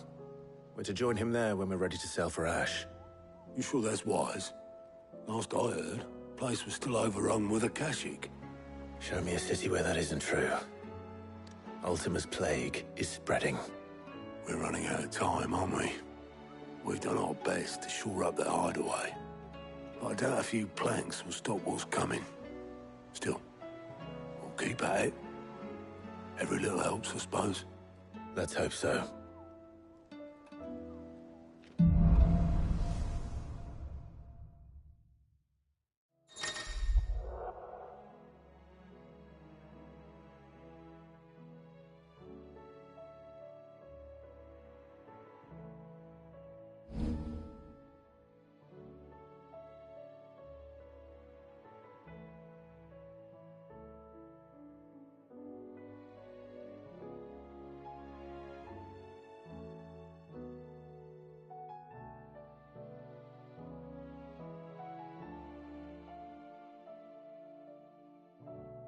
I should visit Joshua, assuming Talia will allow it.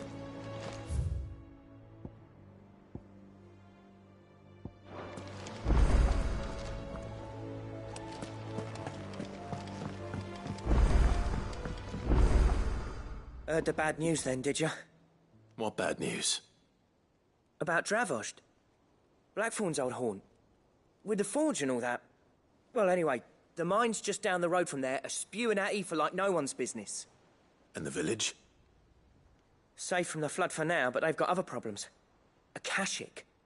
Every creature in the area is either Zoltan and the others are living on borrowed time. They need help, and quick. Doris sent a few curse breakers to keep an eye on things, but there's only so much a couple of scouts can do. Except if something ain't done soon, the old place will be overrun. I won't let that happen. Didn't think you would. Does Blackthorn know? I thought it might be better if he didn't. He'd only do something stupid. You reckon we should tell him? No. It's better this way. Yeah, well, I can't stand about knowing what's happening.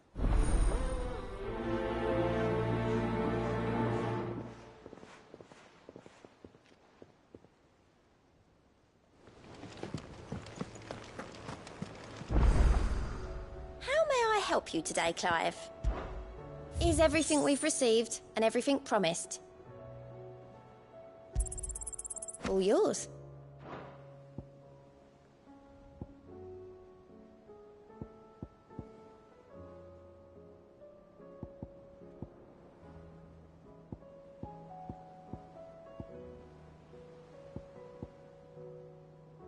All done?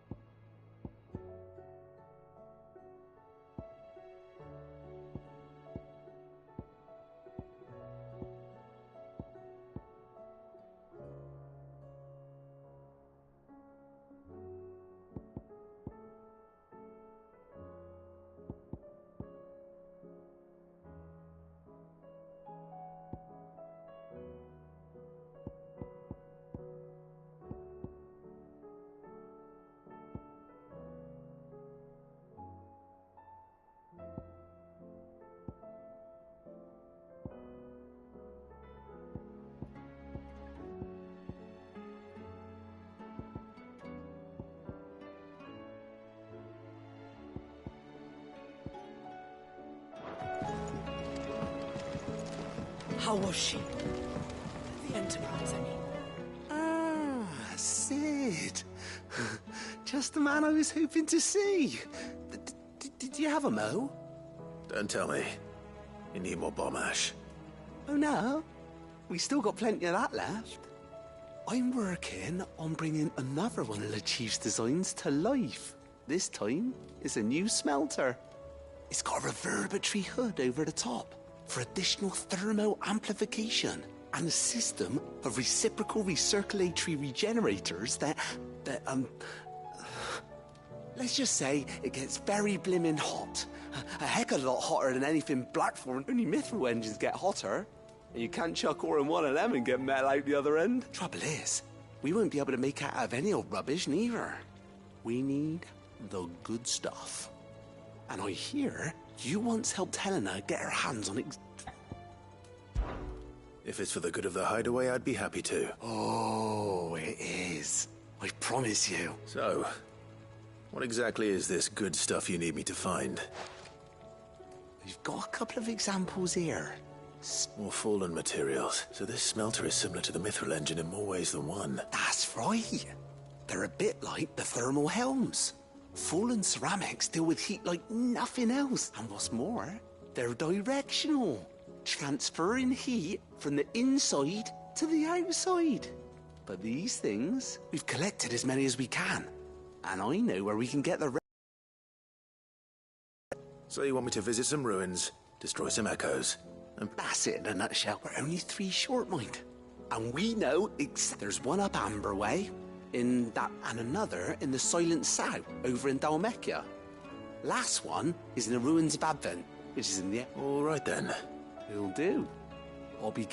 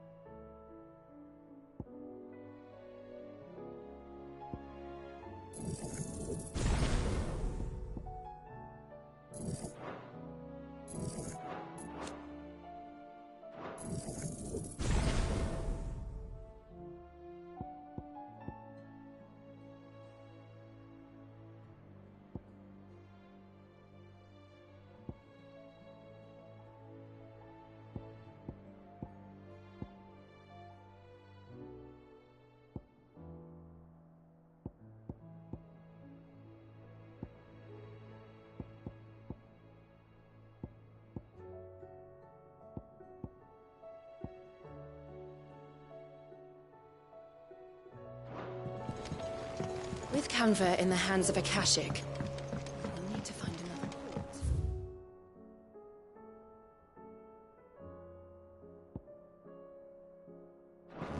Preferably one as well hidden as the ironworks.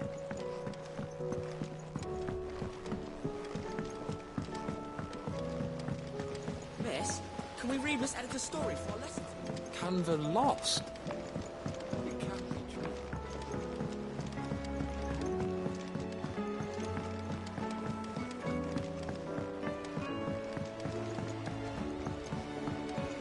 Tried Molly's lemon tarts?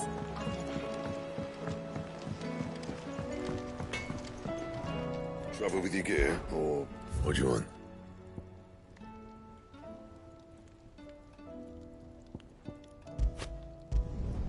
Should last you a good while.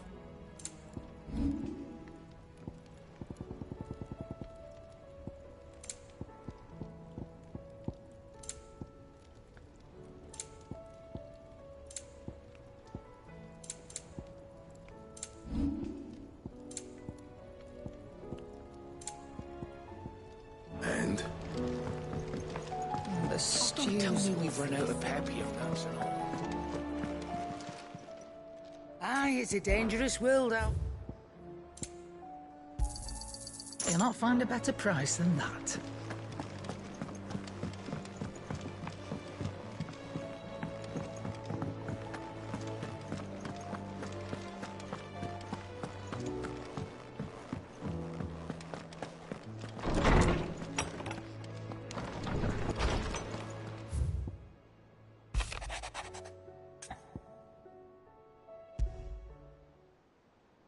There's no way of knowing if Doris will confide in me, but I can speak to her at least.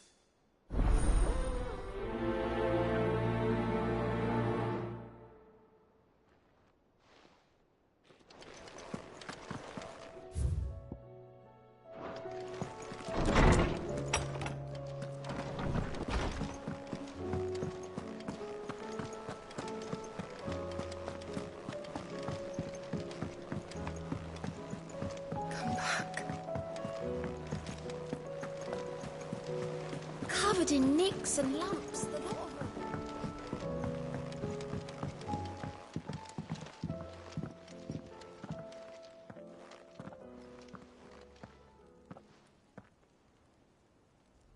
Where are you?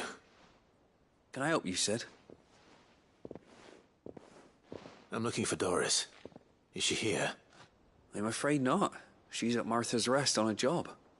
My job, actually. When she heard what the mission was, she insisted on going herself. Alone. Did she? Following up on some new information. Once they'd settled in, the bearers you helped liberate in the Dragon's Eyrie were keen to talk about their imprisonment. And about their captor. The slaver Cole's team were tracking when they were attacked by the Beastmen. I'll go and find her. She's at Martha's Rest, you say? If she's not moved on already, yes. I hope everything's all right. Why would Doris insist on going alone?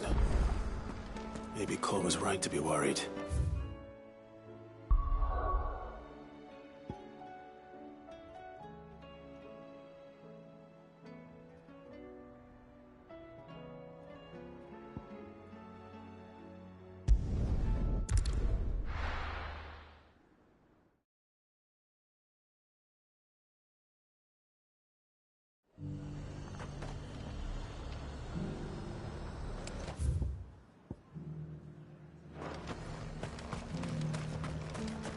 I got peppers to numb your tongue up.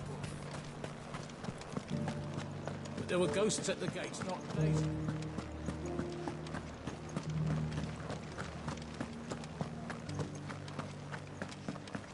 Those things I said before.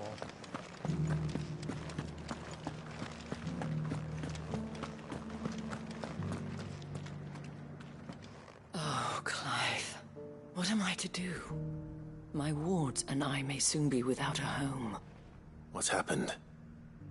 The High Cardinal has descended from his lofty throne and taken up residence here in Northreach. The High Cardinal? Leader of the Council of Elders, second only to his Radiance at the head of the Imperial government. Not that any of those things still exist. Now he goes by his noble title, the Duke of Oriflamme. And what does he want with Northreach? He wants to transform it into a military stronghold, a foundation upon which to build a new Sambrec. He's already secured the support of the various army remnants, with promises that they shall be afforded the respect they deserve in his empire. One built on the confiscated property of the people. He would rob the populace to pay for it.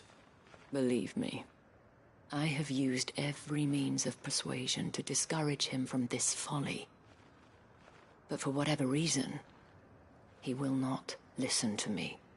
What does Captain Philippe make of this? When the town was under attack, it was him the soldiers rallied around. Couldn't he use that influence again?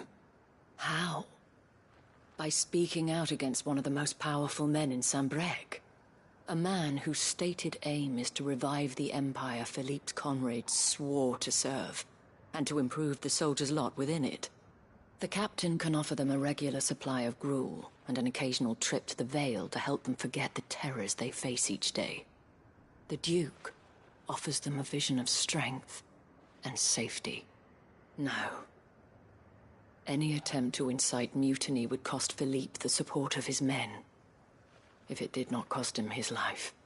But given the mood around town, mutiny may yet be unavoidable.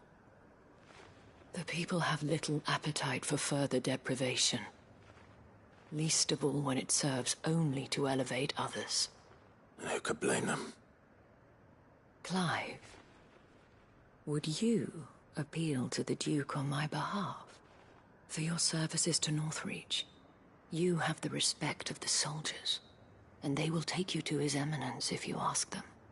And unlike Philippe, no bonds of loyalty prevent you from speaking your mind to the man. Well, will you try? I'll see what I can do. Thank you, Clive. Tell me then, where will I find this Duke of Oriflamme? In the garrison? Overseeing the troops, yes. All right.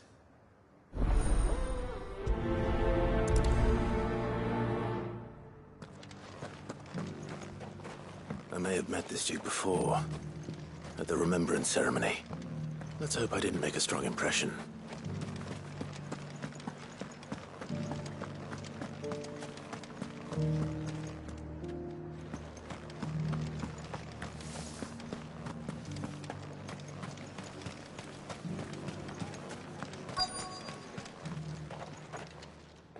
Halt! Oh, sorry about that. You're the dame's man, aren't you? You got some business with the captain? No, actually. With the Duke. I was hoping I might be able to speak with him. We're under orders not to let any civilians pass. But you should be all right. His Eminence has heard all about you and your heroics. Wait here. I'll go and ask.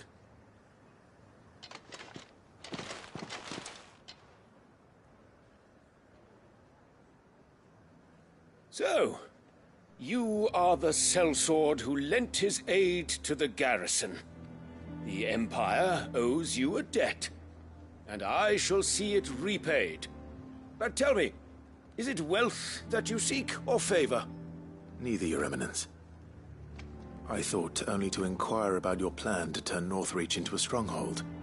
Ah, I see. You are worried the expanded garrison will render your services redundant. Yet you needn't be. A proud fighting man like yourself shall always have a place here. Pride of place, in fact. For too long has the contribution of the noble soldier been under-reckoned. But no more. For it is they who shall see the Holy Empire rebuilt, beginning right here in Northreach. Why here, Your Eminence? The town has been fortunate enough to escape largely unscathed from the recent troubles. Her defenses are sound, and her garrison well prepared. Which is more than can be said for Oriflamme or Twinside. The Empire wants for a capital, and I believe Northreach to be the perfect place. With Caer Norvent as her citadel. Once we have seen to the refortification of both the town and the castle, we need only build a wall around both to create a city that would be the envy of the twins. Plans are already underway for the construction. Soon enough, these thralls shall learn that they are no match for the might of Sanbreque. I fear you underestimate how dangerous these creatures are, Your Eminence. Should they return in force, you will need all the people of Northreach to come together in defense of the town. Something they may be loath to do if they've been deprived of their worldly goods. The people will do as their leaders command. If Sanbreque is to be rebuilt, she will require a functioning government. One whose authority is beyond question. That is why this levy is necessary. So that any man who wishes to join the army might do so and be fed, outfitted, and paid as befits a defender of the Empire. And yet there are those who persist in peddling the treasonous lie that I seek to steal from the people and drive them from their homes. I suspect they're afraid of losing what little they have left. Precisely. The common folk have little and less, and you mean to deprive them of even that. You would sow the seeds of your new empire in your own salted earth. Sabine, we have discussed this. Yes, and I told you then how putting the empire before her citizens would lead only to revolt. Without an empire, there are no citizens. And in yours, there will be only beggars. Is that what Griga wills for her people? Do not take her name in vain, Sabine. I'll come back later.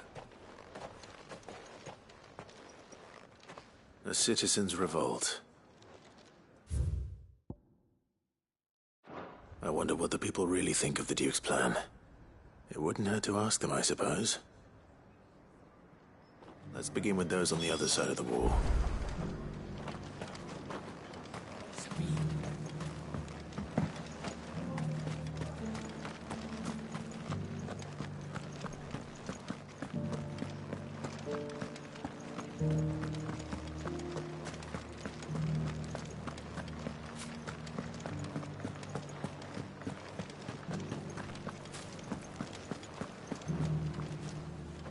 All right there.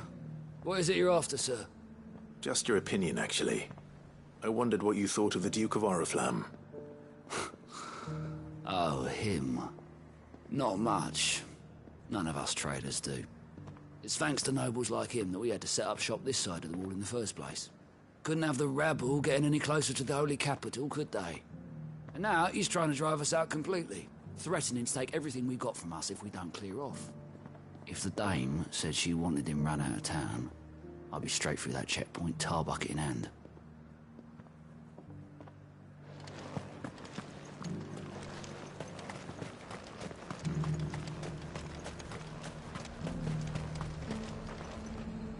I've been hearing a lot of talk about a certain Duke. Nothing good, I'll wager. Going around acting like he owns the place. And with hardly a word to the dame. This is her town, not his. I take it you'd rather she was in charge. As far as I'm concerned, she still is. Just need his eminence to sod off back to Oriflamme.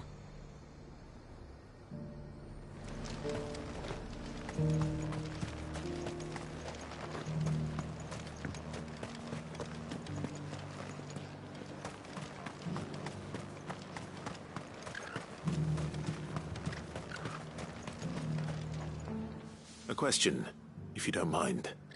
What do you think of the Duke of Oriflamme? Don't get me started. You build a life for yourself somewhere, earning for some noble to turn up and tell you you've got to hand it all over to him. If he thinks his name and his chains give him the right to empty our purses, he's in for a rude awakening. We'll do whatever it takes to keep what's ours. Whatever it takes. Well, the people seem united enough. What about the soldiers?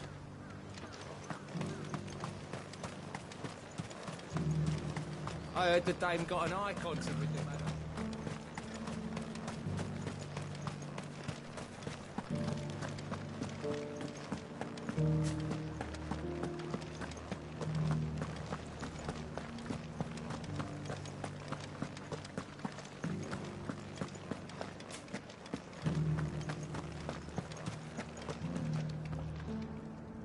Excuse me, do you have a moment? I wondered if you'd mind sharing your thoughts on the Duke of Oriflamme. Well, he's made a lot of enemies coming in the way he did. But I mean, look around us. You can see the state the realm's in. The traders might not like having the screws put on them, but if they volunteered a few more of their hard-earned gil before things got bad, maybe they wouldn't have to. I think the Duke's got a point when he says rebuilding the Empire's the best way of making sure we're all protected. And if that means people who don't know one end of a sword from another have to make way for those who do, well, that's just how it goes.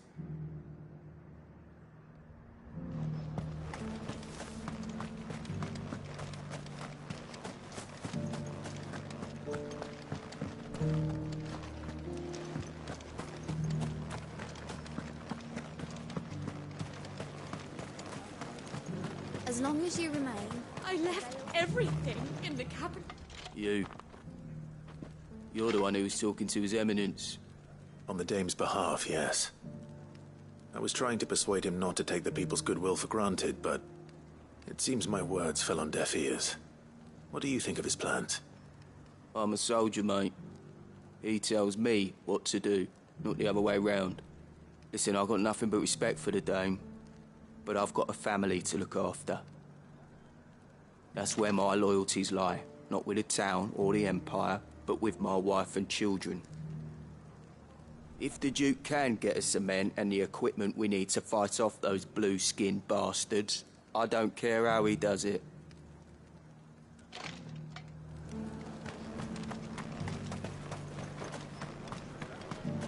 Sabine, you are embarrassing me. I hear the Duke of Oriflamme plans to turn this town into some sort of fortress. Do you think that's a good idea? It's not for me to say. All I know is that unless the Emperor orders me otherwise, His Eminence's word is law. Look, no one likes all these taxes and tariffs, but empires don't come for free. Once Sanbreque is back on her feet, we'll all reap the benefits. Let's see what Philippe makes of all this.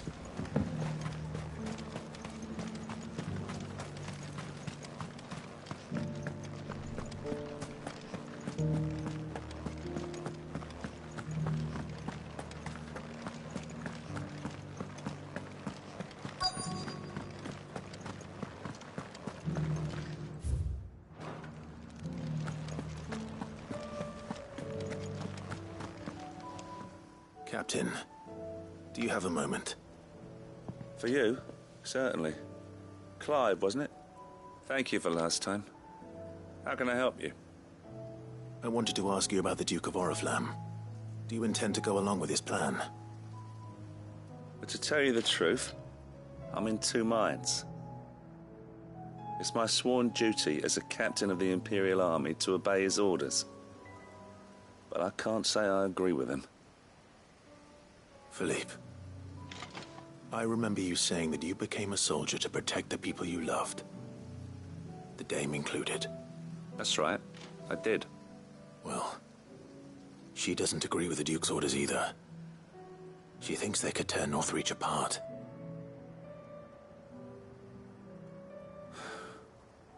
And she's probably right. Thank you, Clive. I know what I need to do now. Protecting the people I love is what matters. Doesn't matter how. Well, duty calls, so I better go. Thanks again.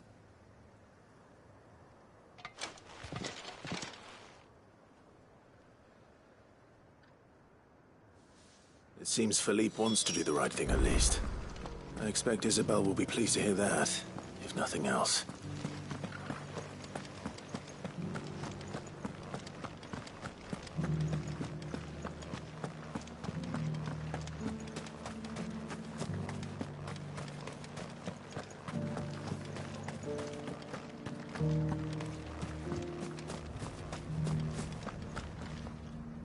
Ah, Clive.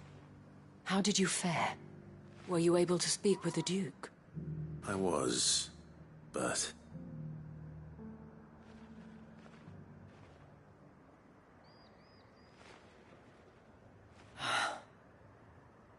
So Northreach is to be a fortress after all.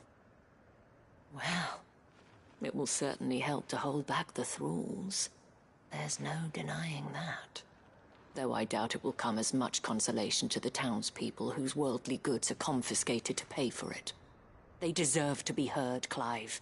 To have a say in this new empire the Duke means to build. Sadly, His Eminence values their obedience more than their opinions, and hopes to reassert the authority of the state. I fear he sees the people as mere pawns on his chessboard to be sacrificed for the greater good. Needless to say, they themselves are of a different opinion, and would rather their destinies were in your hands. The soldiers, meanwhile, are content to follow their orders.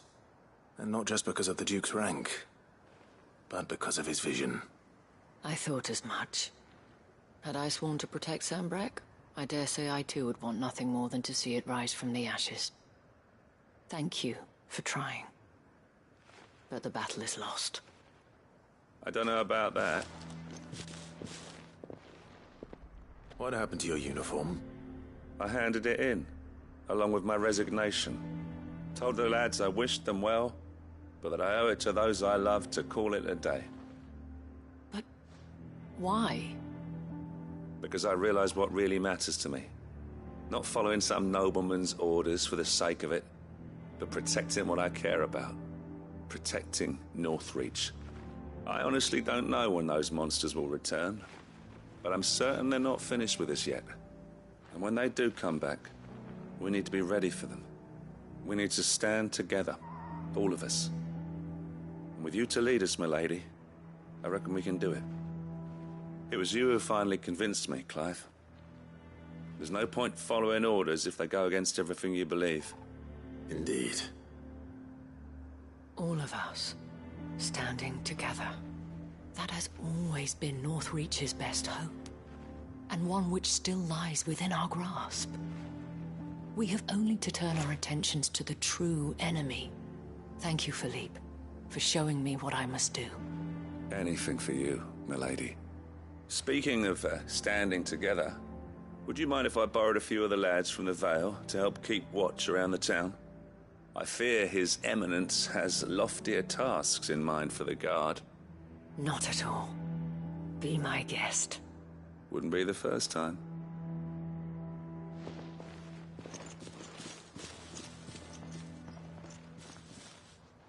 There may be hope for Northreach yet. Especially with men like you and Philippe to champion our cause. I, for my part, shall continue to work upon the Duke, in the stubborn belief that I might still tempt him into joining hands. But I suspect I shall have to call upon your aid again. Until then, Clive. Until then.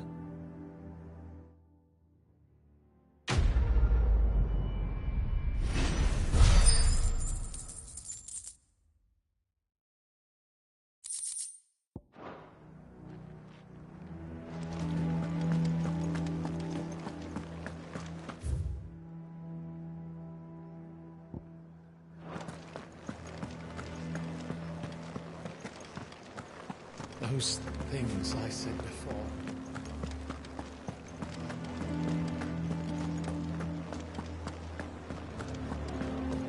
There were ghosts at the gates not days ago.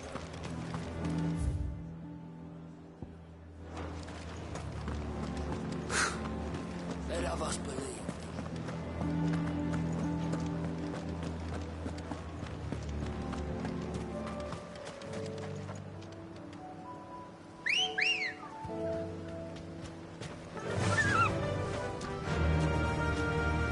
Fly, Ambrose.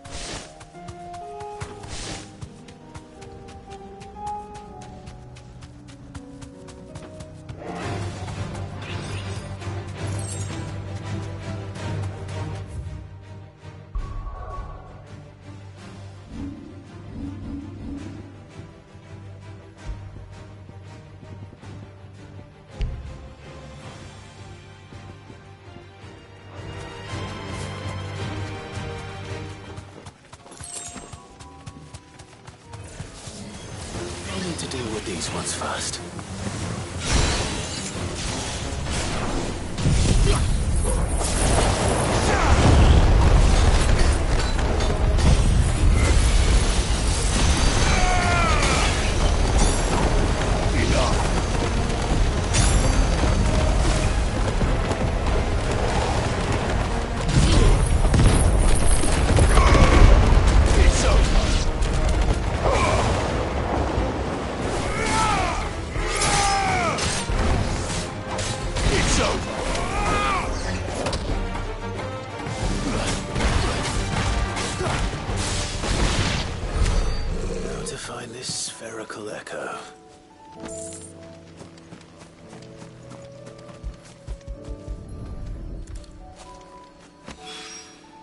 This is it.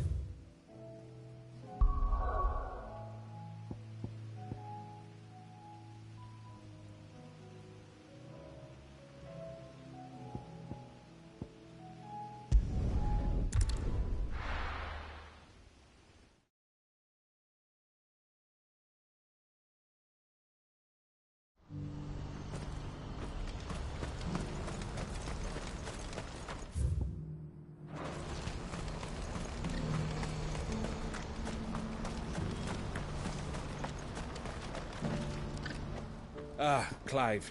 You'll be pleased to know that the negotiations are progressing well. That is good news.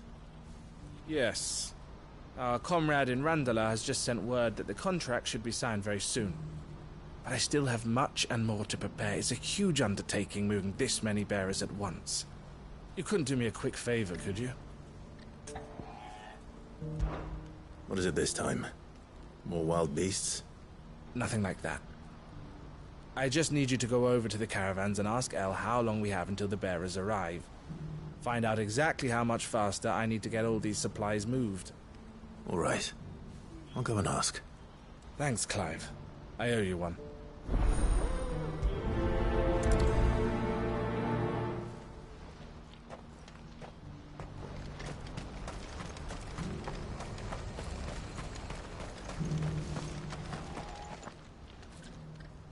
Don't blame yourself, El. This is their fault. Not... I know, but... No buts about it.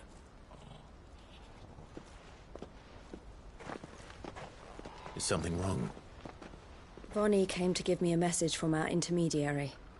The talks with the Republican Army have fallen through. They've reached an agreement with the Silver Peak Consortium instead. Though prices have fallen of late, we deliberately offered above the going rate to try and deter other bidders. But the Consortium offered double what we did, and the Army jumped at the chance. And you had no opportunity to make a counteroffer? None at all. El?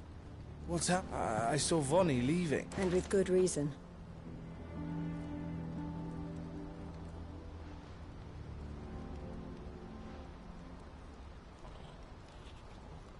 But I thought we were the only ones the Fist were speaking to about the bearers. How did the Consortium even find out about this? It's not so surprising. This isn't over. The Consortium will have to sell these bearers eventually. And at the price they paid, buyers will be few and far between. I'm going to Randalar myself. Alone? Are you offering to be my bodyguard? How kind. Meet me at the checkpoint near the capital gates. I'll send an owl. You go to Cashlock, Theo, and get everything ready. Even if I fail to free these bearers, there will be others. Someone needs to prepare the place and keep any prowling beasts at bay. Oh, and that's me. Well, it looks like I'm following orders till she gets back from meeting the Silver Peak Consortium, who've been doing their best to undermine our scheme. She'll never join them after this, surely.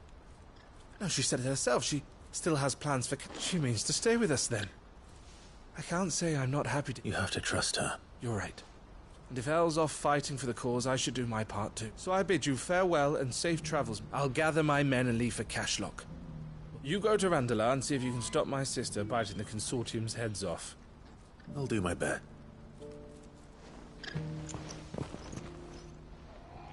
All right. To run.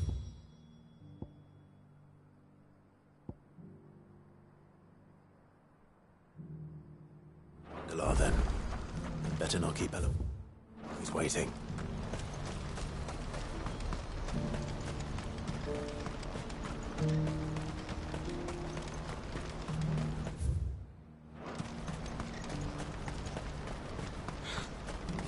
I wouldn't give for a hot. Looks like this. When are they gonna let us through?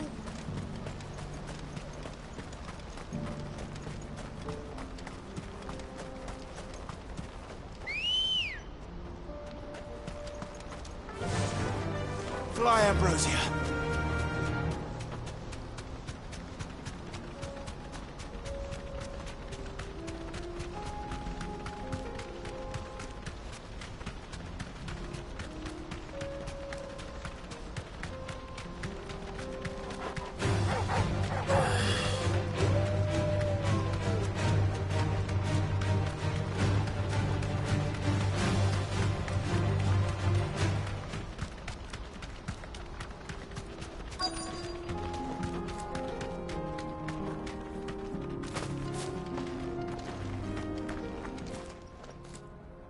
I hope I didn't keep you waiting. Did you arrange to speak with the consortium? Here they are now. You wish to consult with me? I did. It's about the bearers you recently purchased from the Fist. We had all but finished making arrangements to buy them ourselves. And then... You misunderstand. The consortium had an interest in purchasing them from the very first. It was only our regard for you that kept us from bidding. But your hesitancy in accepting our offer to you suggested that the regard was not mutual. And so we resumed our business. I did not hesitate. I am simply not inclined to make such decisions without first giving them due consideration. But what is done is done. Come then. How much do you want for them? Alas, you are too late yet again. We rarely take on such unconventional merchant. The bearers belong to him now. Who is your buyer? A trader from across the water. A most demanding fellow, if it's any consolation. He insisted the bearers be fed, dressed, even given... That's what you get when you deal with continental types. I wouldn't know. Oh yes, the culture on the continent is quite different to ours. They pay good money for bearers not fit for the knacker's yard, and treat them like kings. That does sound... No matter then. If they've already left our shores, there's little that can be done. Allow me to withdraw my interest, and with it, my interest in joining your organization. My associates will be sorry to hear that.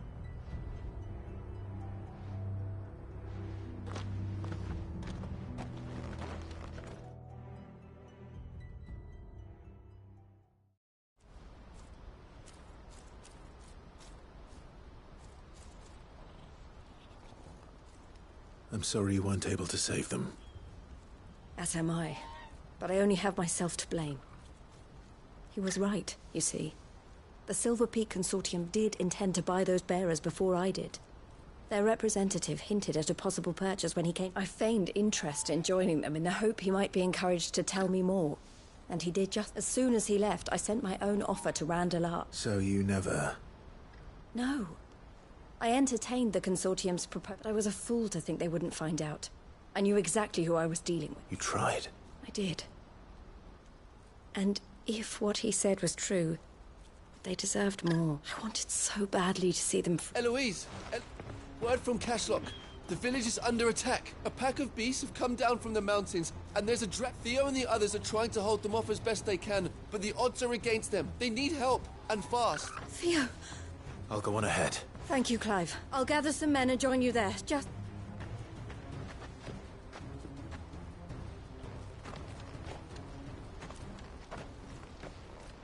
Hold on, Theo.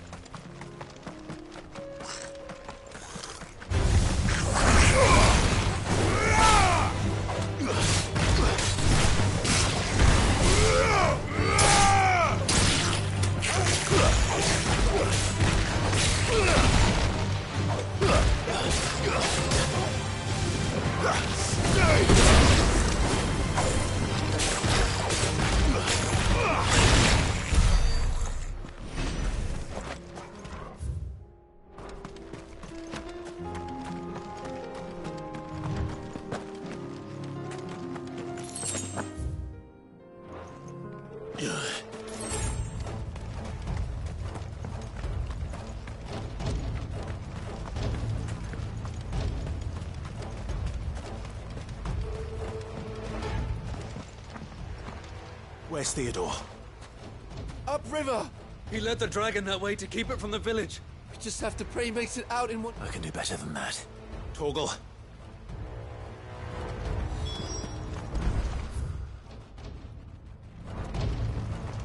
This is no time to ride.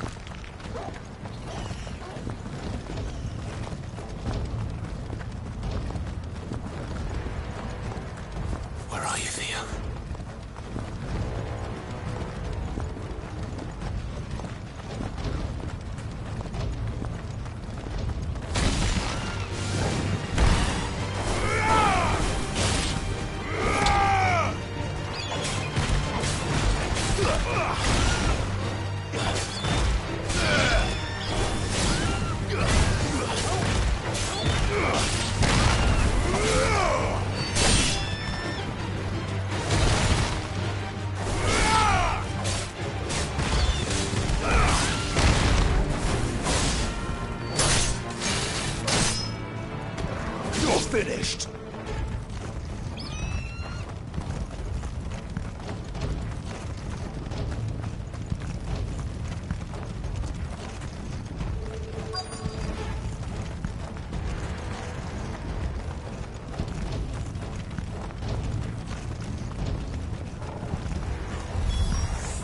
Damn it.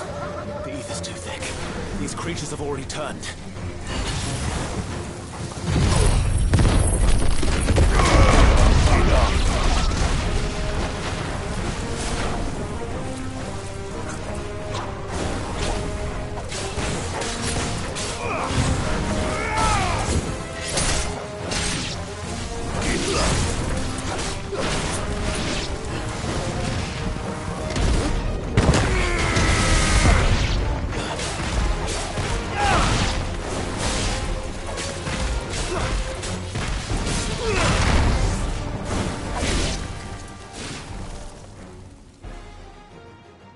Can't waste any more time. I need to find Theodore before that dragon does.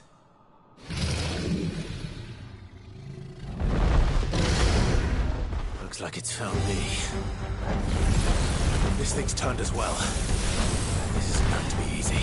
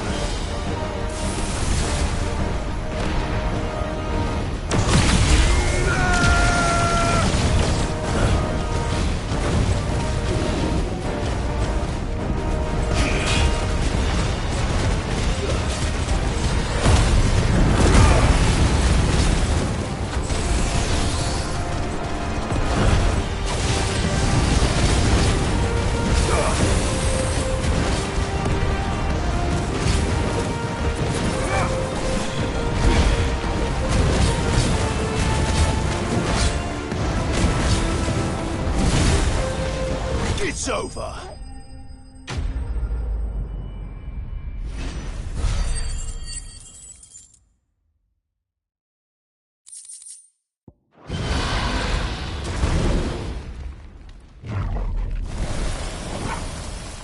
Clive? Theodore, you had me worried for...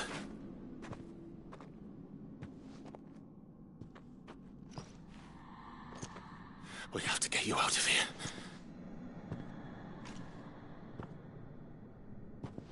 I think it might be a little too late for that.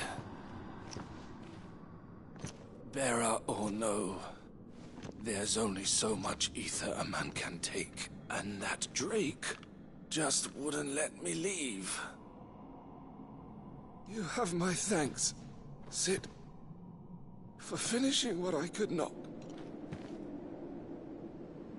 For keeping Elle's dream.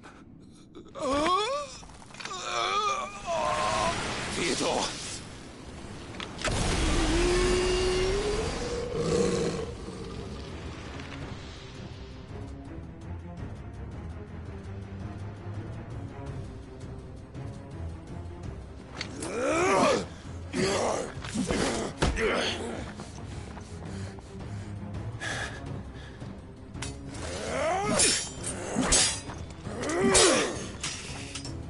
Don't make me do this.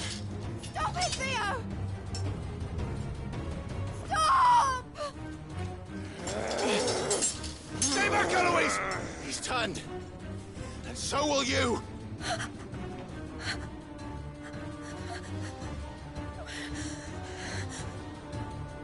Elle. Theodore.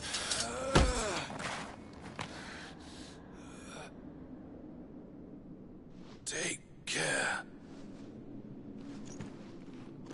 of my sister. Theodore, wait.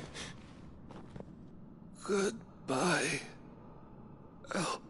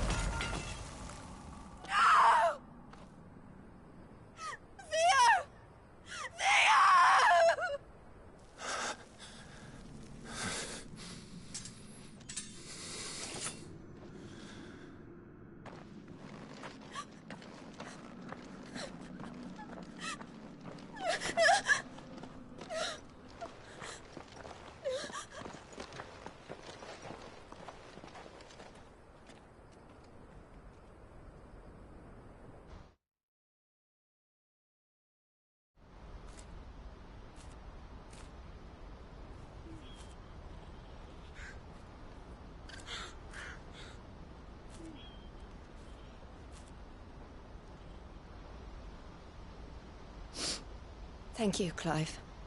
I think I'll be all right now. That was true bravery he showed. Leading the dragon away from the village like that. His first instinct was always to protect people. To put others' well-being before his own. And now he's gone. Because I sent him to that place, against his will. It wasn't against his will. He was ready to do whatever it took to show you he could stand on his own. So that you would finally be free to live your own life. To live my own life. He never could come to terms with the choice I made. What exactly happened? You once told me Theo was the first bearer you ever helped.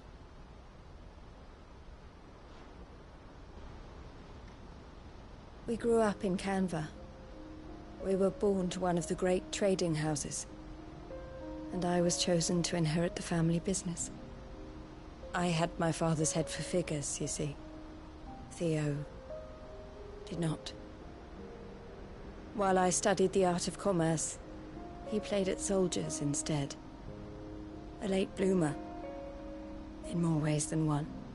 For unlike most bearers, it wasn't until his 15th summer that his powers awakened. My parents tried to drive him out of the house and into the care of the constables. But before they could, I took him into mine. Theo told me something else. He clearly admired your devotion to the cause of freeing others like him from slavery. But he said you deserved a better life than this.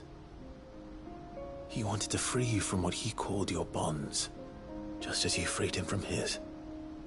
I would be lying if I said I had not wondered from time to time how much easier my life might have been if I had allowed Theo to be taken and devoted myself to the family business instead.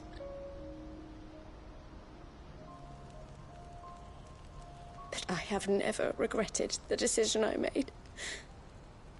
Being with my brother meant more to me than tradition or reputation. I only had to look at him to remind myself of that night and the choice I made and the fact that I would make the same choice again in a heartbeat.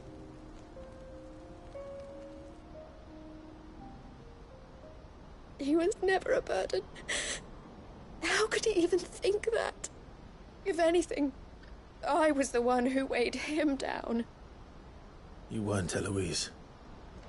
He said it himself, that he had always been grateful to you for saving him, and that he wanted to repay you by letting you live the life you were denied. Neither you nor Theo weighed each other down. You loved one another. You did whatever was necessary to continue living your lives together, and you always would have. You're right. All I ever wanted, all I ever did, it was so we could be together. Oh, Theo, why did you have to...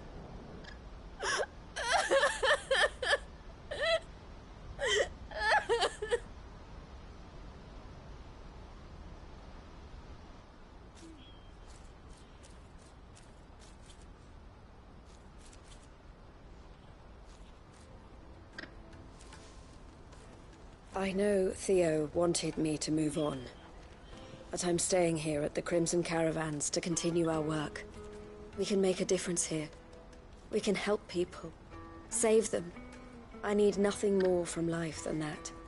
So I'll carry on doing what we do, ensuring that goods, people, bearers get where they need to be, bringing smiles to people's faces, just like we always have, and to Theo's, wherever he is.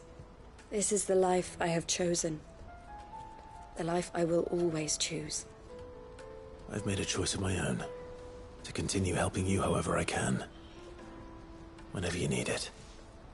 Thank you, Clive. Let's go on together then. For Theodore.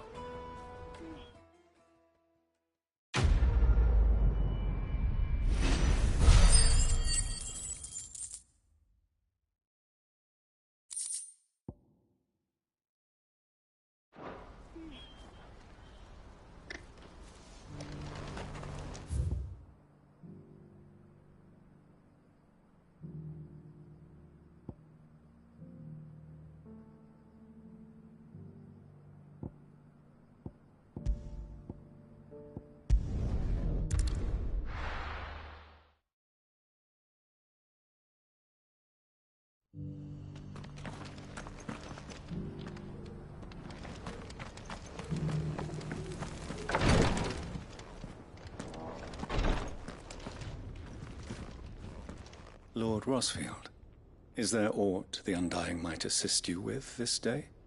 Perhaps. My brother said that your order was helping him with his quest to uncover Ultima's origins. Have you learned anything of note since last we spoke? Little and less, I regret to report. I see. Be assured, however, that we will not rest until the truth is known. Even now, our archaeologians scour ruins in every corner of the realm for traces of Ultima's touch. Fallen ruins, I take it. Dating back as far as Phoenix Gate. Indeed. Ultima's thralls are oft sighted among the remnants of the fallen civilization, as if protecting the secrets concealed within. Secrets we'd see unearthed. Should our methods be of interest, my lord, mayhap it would please you to observe some of our number at work. Would that be possible? Of course. A survey is being conducted not far from here. Perchance you are familiar with Kretov, a small hamlet built around a fallen airship. I was due to visit my colleagues there to collect their preliminary findings, but if you would consent to do so in my stead, I'm sure that they would be honored to relate any discoveries they have made to you directly. All right. I'll go and meet with them. They will be most gratified, I am sure. Might I suggest you take the road through Titan's Wake? It will lead you straight to the village after but a short walk. Thank you. I will. I wish you a safe journey, my lord. May the Firebird's flames burn ever in your heart.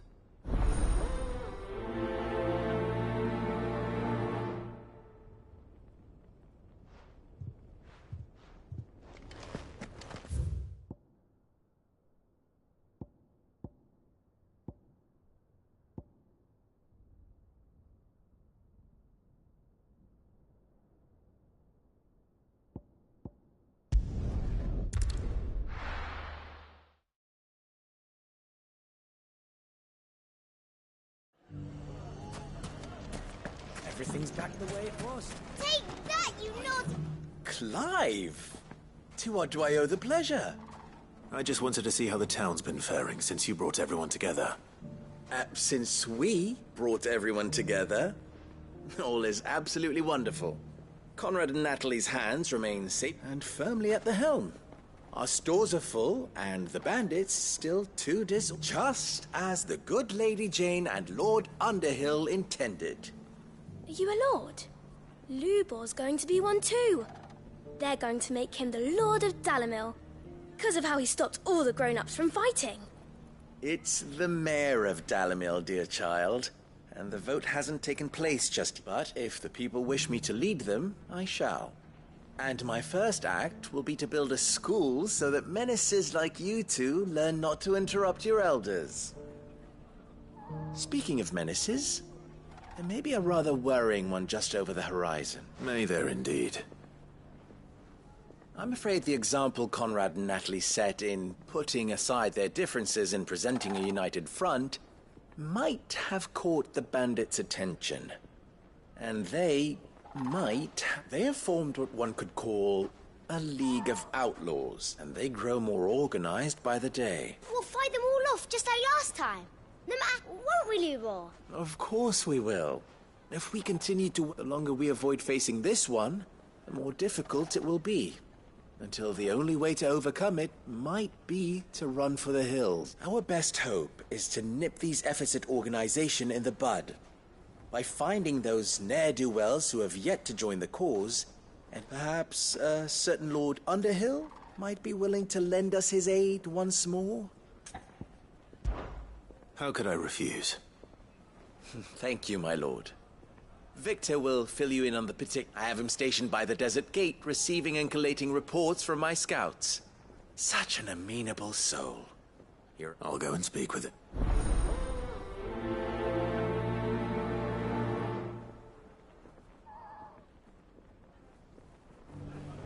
What's the difference between a lord and a mayor? That's easy.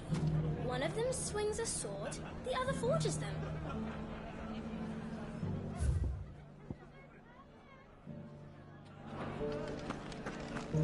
A League of Outlaws. Sounds like we have some competition.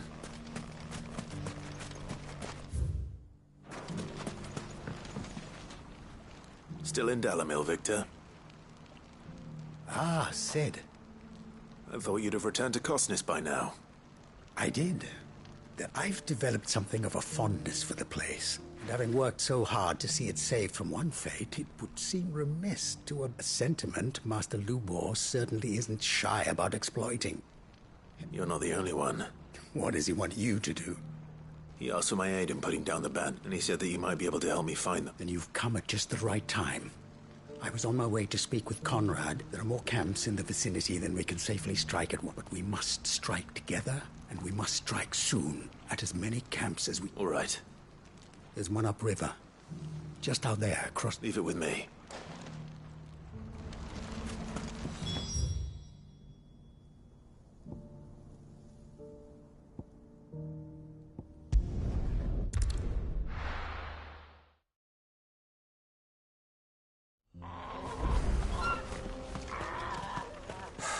So Dravost is still standing. For now, at least.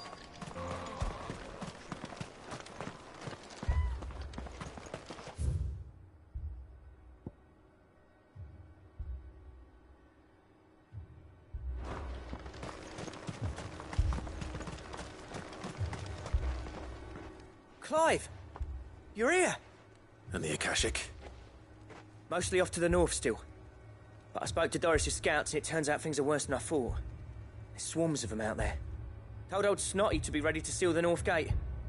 That should buy us some time if we need it. Enough for the villagers to barricade themselves inside their homes at least. Well done. Welcome back, Sid. I'd never have guessed, you know. Not if August hadn't let slip.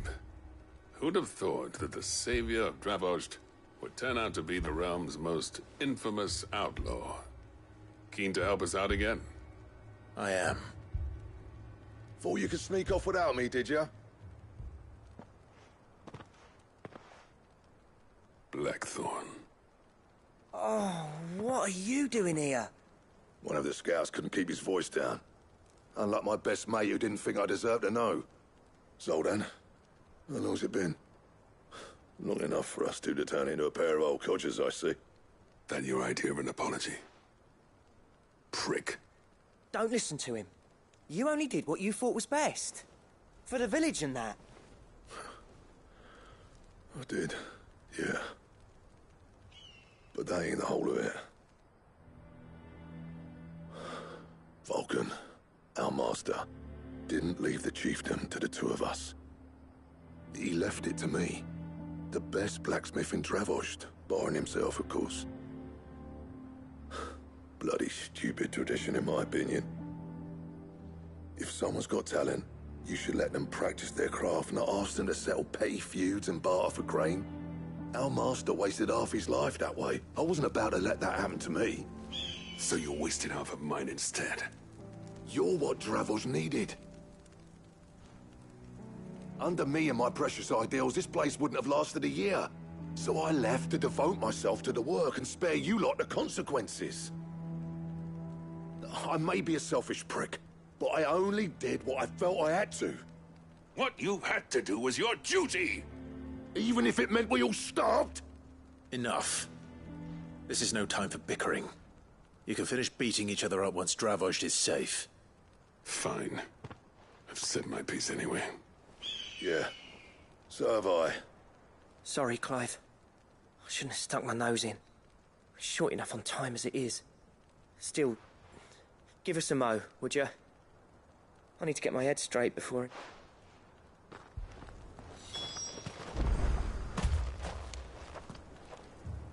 You, We can't afford to waste any more time. Right you are. Might be worth having one last word with the scouts. Don't want any nasty surprises, do we? Oh, and... Blackthorn? Akashic on the move. How close are they?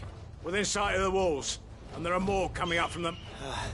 What was I saying about... They'll wash right over us if we stay out in the open. Good idea. Get yourselves inside, but keep... Understood.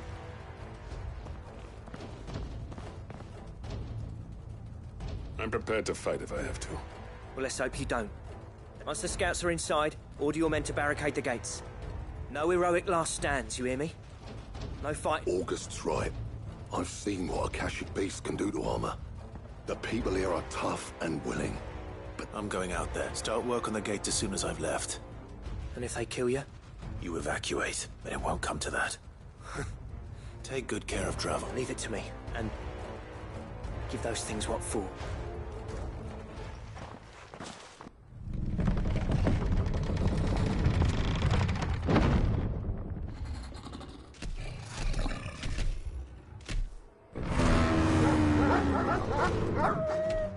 All right.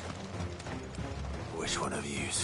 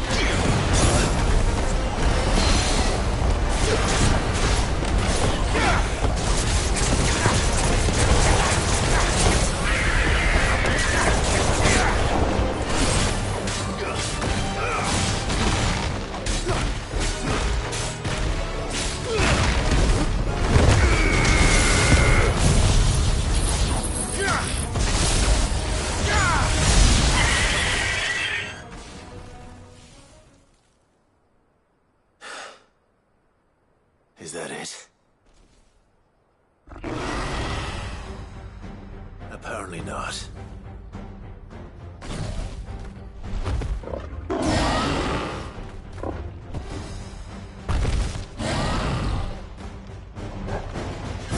They're not getting past me.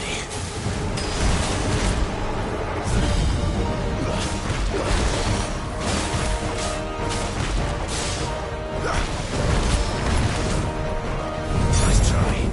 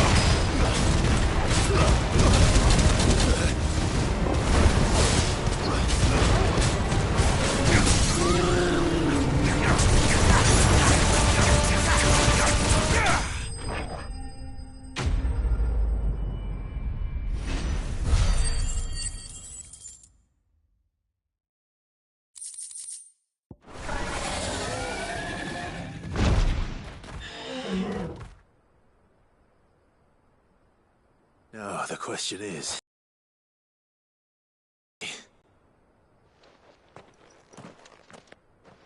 Man alive! As many as I could, he says. The old bleeding lot, more like it. Only almost. Yeah, one or two did try to sneak over the wall. But we got the bastards, don't you worry. Good. In time, yeah. But we can think...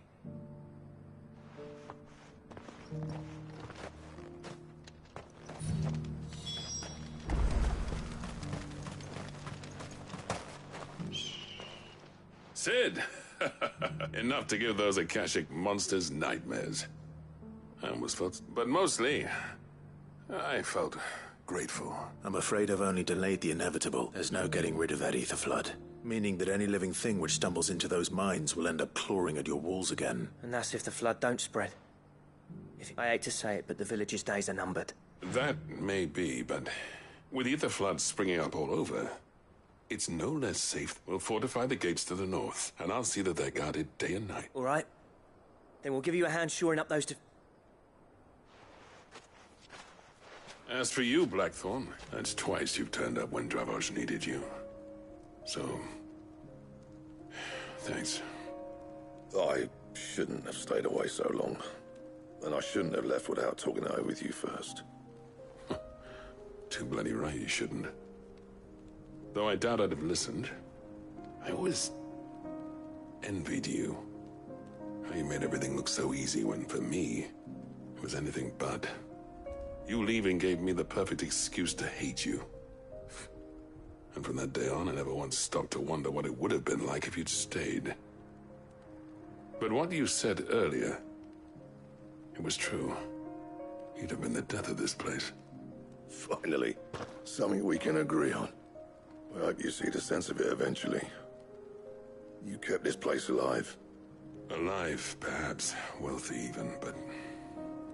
Dravosh isn't what it once was. Our work used to be the pride of Dalmekia. Now, we churn out the same rubbish day after day because it's easy and turns a profit. It's not about the craft anymore. I wouldn't send my sons to war wearing the shit most of our smiths are making. I've kept working, honing my skills, trying to lead by example, but no one sees the point. The average castle apprentice has as much passion for the craft as our current lot. Come back to us, Blackthorn. Remind Dravosh what a true master blacksmith looks like. I'll even man those bellows of yours if it means we can work at the same forge again. That's a kind offer. Kinder than I deserve. And I wish I could accept, but I'm needed elsewhere. There's people who trust their lives to my steel, and I daren't let them down. Fair enough. But that doesn't mean I couldn't visit from time to time. Let's see if we can't rekindle this town's passion for the craft, shall we? I'd like that. Just be sure to tell Snotty to let me in the next time I come calling, yeah? Knowing him, he'd let you in anyway. I never thought I'd see the day.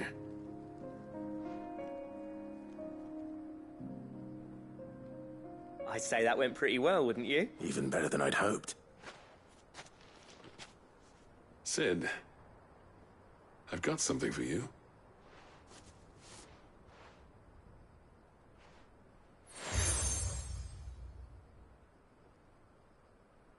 And this is? A token of our lasting gratitude. But I'm of a mind to make you a far grander gift. Designs for a certain sword have been passed down from chief to chief for generations. Now hold on, Zoltan. There's a reason no one's made that blade in centuries. There's not been a craftsman equal to the task. I'll admit your cinders make impressive steel, and I've learned to own an edge Odin will be proud of. But the engravings on that thing are enough to make a jeweler cry. And they're not just for show, either. Have you forgotten what brought you back to Dravosh in the first place? A certain ring? I knew I'd never surpass you with the hammer and tongs. So I turned my hand to a different kind of metalwork. Between the two of us, I'd say we're the equal of any master craftsman ever to have graced a forge.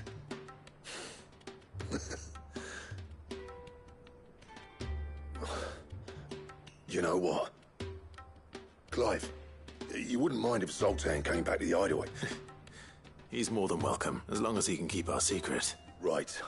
Zoltan, get your tools.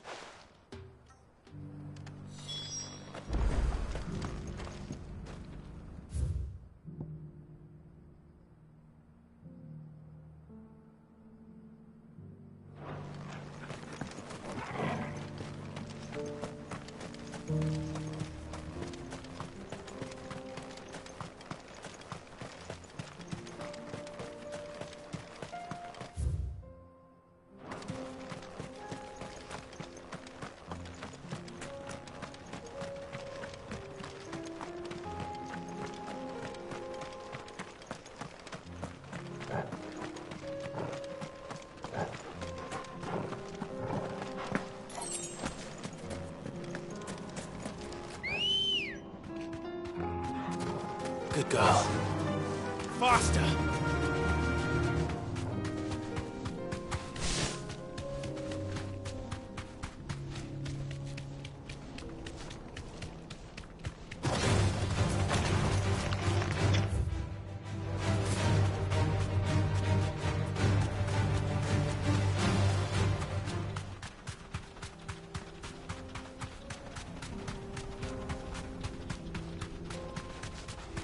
That must be the camp Victor mentioned. Come on then, Toggle. That's him! The one who killed Locke and Fingers! Take his head off!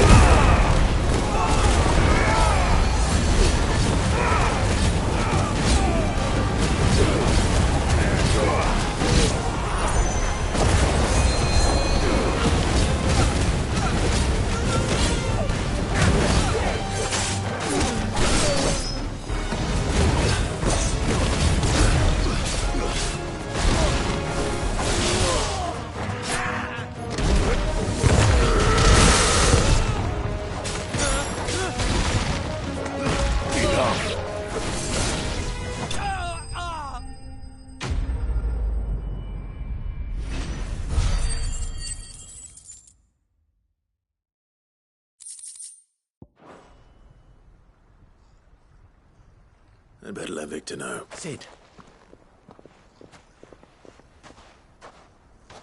Ah, I see the bandits didn't... No, but...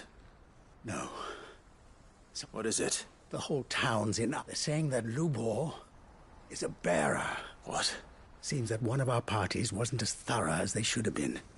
They let one of the bandits escape, and his escape route took him right through Dalamil. Some of the children spotted him, and he was about to silence them. And when Lubor felled him with a bolt of magic, and without a crystal. But that's not possible. It is, if he's a bearer and has been hiding it all these years, which is what people are saying. If he has, well, I wouldn't blame him. No man is branded by choice.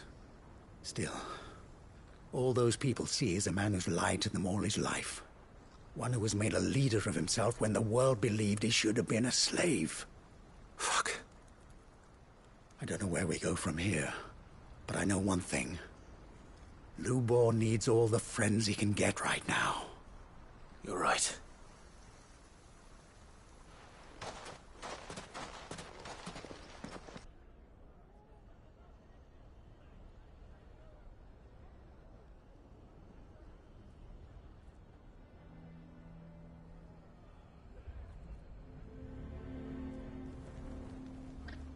And now everyone knows. I made it a habit to keep a crystal close at hand for just such an occasion. And when that occasion arose, I forgot to reach for it. Well, it was bound to come out sooner or later. We're sorry, Lubor. We tried to keep running, but we just couldn't anymore. There's nothing to be sorry for. I rather enjoyed playing the hero for once. All that matters to me is that you two are safe. Look at him talking to his betters like it's nothing. All lies, I'll wager. Just like the ones he fed us all these years. Once people make up their minds, it's hard to change them. We need to do something, and quickly. Convince the people not to let their prejudices blind them. Convince them that nothing has changed. That their enemy lies outside these walls, not within them. You're right. We should speak to everyone. I'm glad you agree. I'll handle the townsfolk. I'm a Dalmec born and bred. They'll listen to me. You head to the tavern. Make Conrad and Natalie remember who Lubor really is. They know that Lubor and I are friends. I might not make for the most impartial of interlocutors. Lord Underhill of Randalar's League of Merchants, however. I'll do what I can.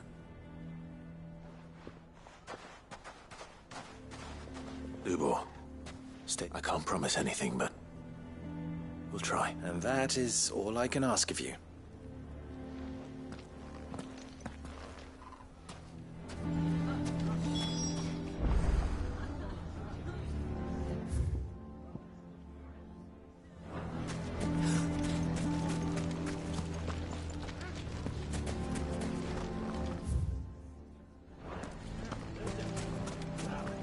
Why do they always have to make such a fuss? He knew all along that he was playing a...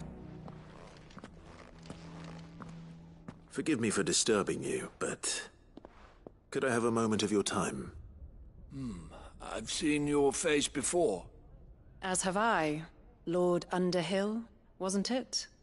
Of the League of Merchants. That's right. I wanted to speak to you about Lubor. The rumors that he's a bearer. All true, I'm afraid. He'll never be mayor now. Not if I have anything to do with it. But what of his wares? Bearer or no, his steel is highly valued throughout the Republic. In this at least, he's done the town a service.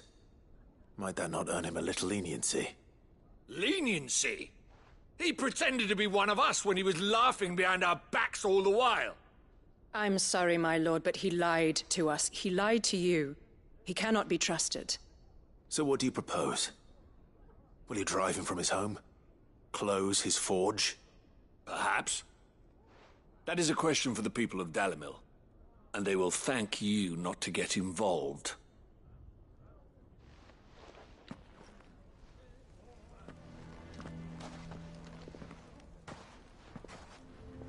The townsfolk have made their minds up. There was nothing I could do. Nor I. Conrad and Natalie refuse to consider anything but their own wounded pride. You never know. Once their anger is cooled, they might see things... All right.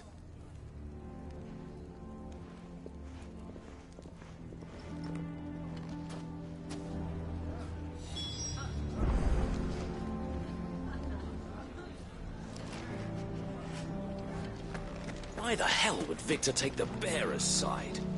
For a sharing. I assume the situation is hopeless? There's still hope. But...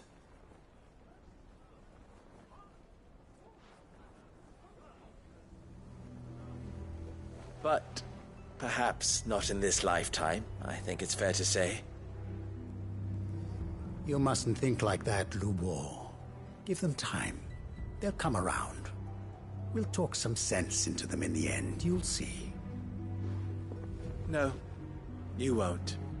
And your efforts would be better spent elsewhere. But Lubor... Rosina would often tell me that steel does not lie. That a blade is a reflection of the smith who forged it. To yourself be true, that was her point. Rather an ironic one when you consider that her life was taken with a blade of her own making.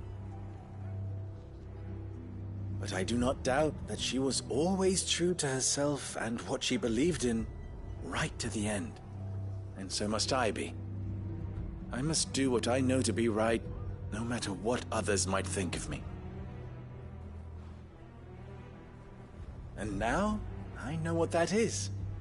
I must embrace my new role of villain so that the people of Dalimil have something to unite against. For only united can they hope to stand against the threat that awaits them. I'll need to make a suitably dramatic exit, of course. Don't go, Lubor. You're the only one who was ever kind to us. We'll be all alone. Again. Trust me, little ones. It is for the best that I go. Not only for the town, but for you, too. How could it possibly be for the best? These children need you. The least you can do is give the townspeople a chance to change their minds. I would not take it, Victor. It's over. Over, you say? And so just like that, you're going to throw this town and these children to the wolves? I thought you were better than this. But it seems you had me fooled as well. Victor. Forget it. Do what you will. You sure you're making the right choice, Lubor? Of those available to me, I believe it's the best one. Yes. Ah, but where are my manners? Here. A reward for clearing out that bandit camp. Right then. I have packing to do. If there's anything I can do. Anything. I'll bear it in mind. Thank you.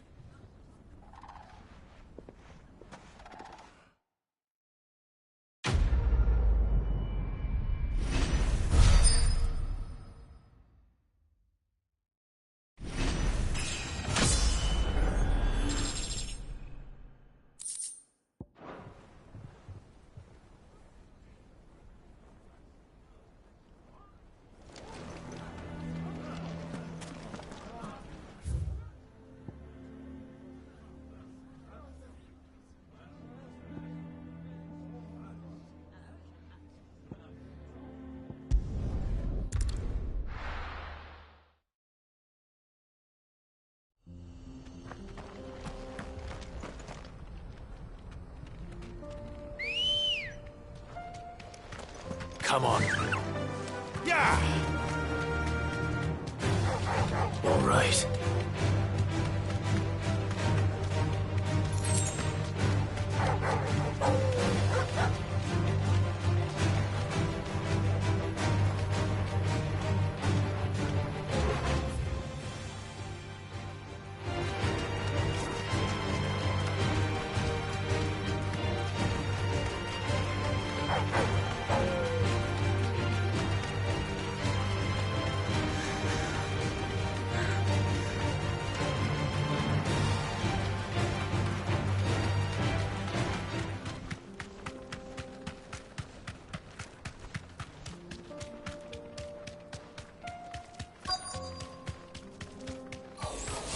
Enough of you, are there?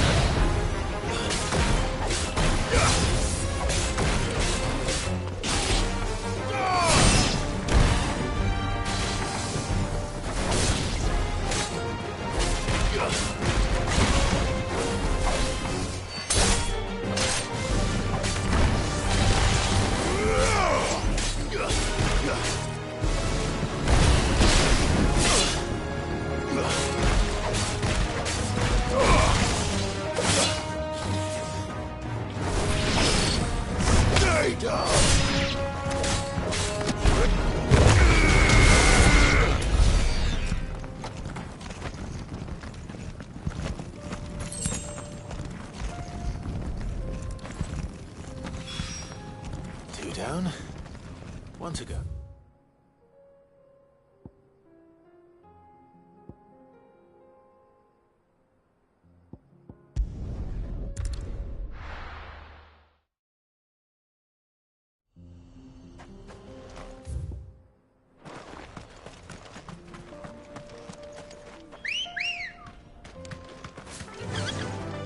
faster!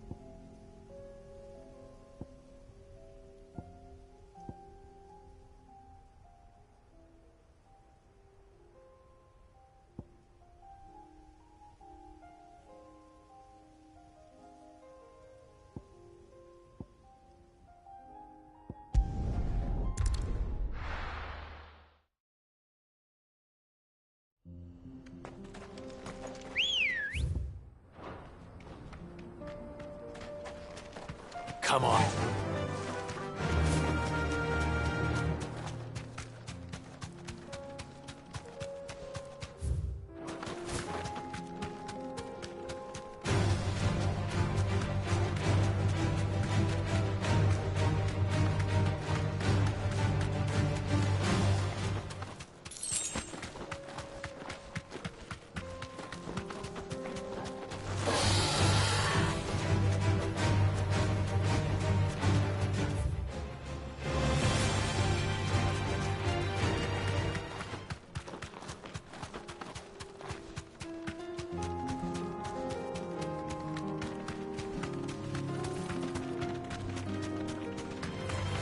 Enough of you, are there?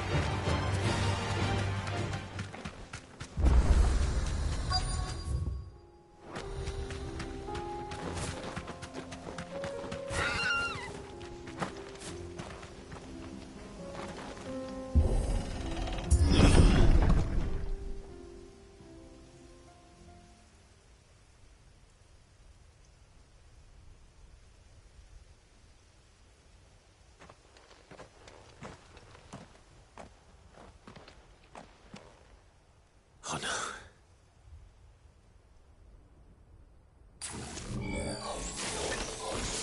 You'll pay for this. There may still be survivors.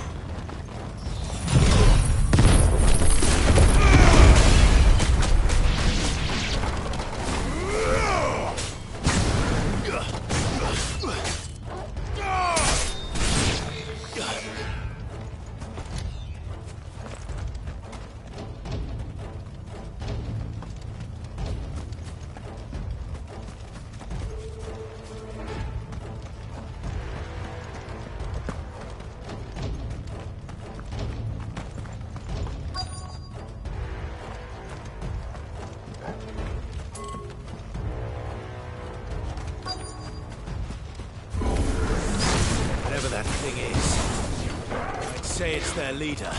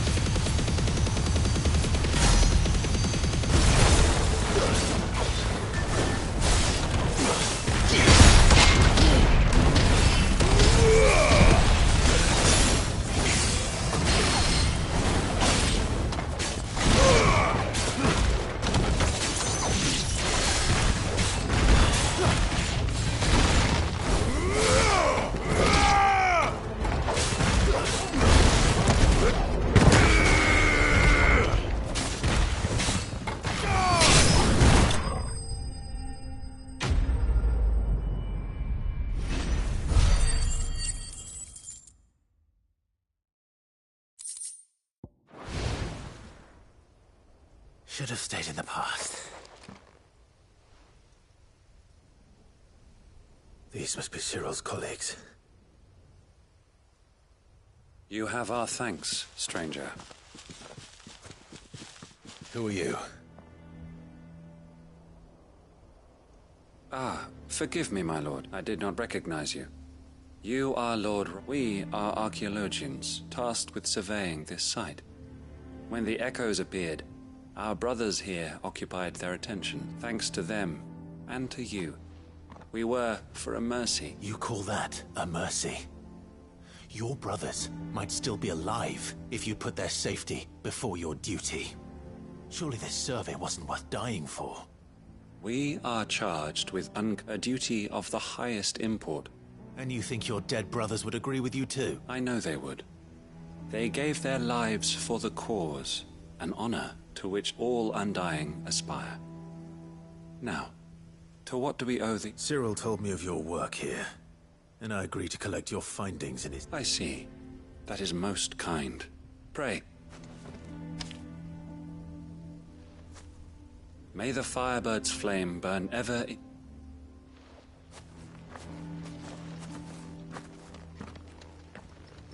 It's one thing to lay down your life for another.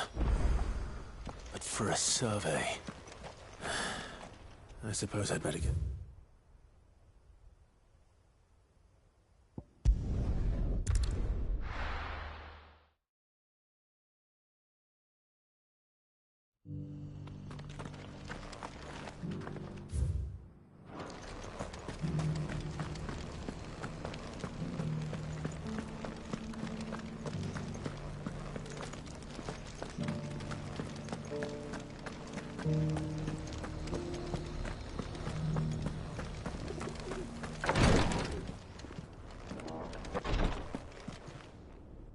Ah, you are returned. I collected your... Here.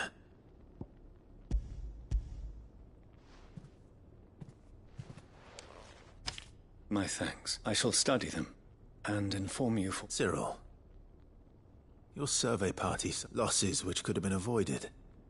Had the others not chosen to complete their work, instead of save... Were these your orders? No. This was their choice. Every Undying devotes his life to the service of the Phoenix. It is up... Even when death is avoidable. My lord, I fear that this is not a point over which it would be fruitful to argue. The Undying have served the Phoenix for countless generations, and your opinion of our methods, however earnest, is not like to change them. We live to serve the Phoenix. Cyril, I know that you and your... But allow me to offer you a word of advice. It does not further the cause of the Phoenix to have his loyal followers surrender their lives without good reason. Provide your survey parties with an escort, that they might live to do their duty for years to come. Think not only of how you can serve the Phoenix, but how Joshua would please. I thank you for your advice, if you will permit me to respond. Our faith in his grace, and we of the Undying, will do what we believe is right to fulfill as first shield to the Phoenix. I am sure you understand. I do. Then we are of the same mind.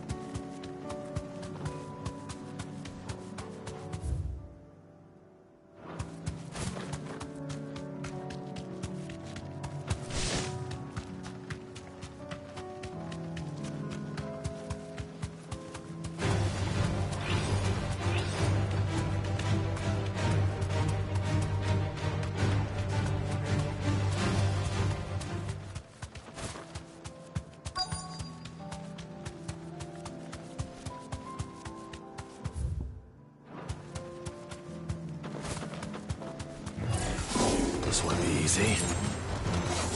Thanks, Gal.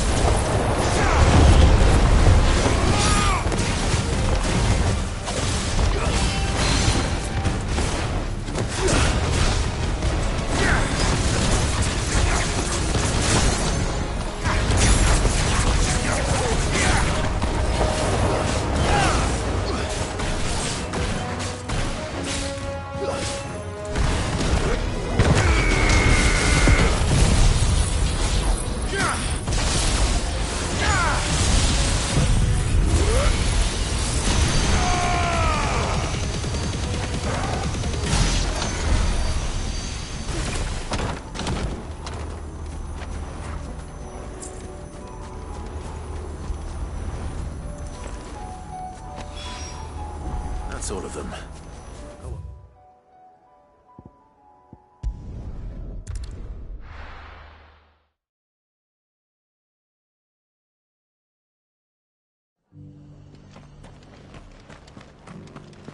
Doris should be somewhere nearby. Assuming she's still here.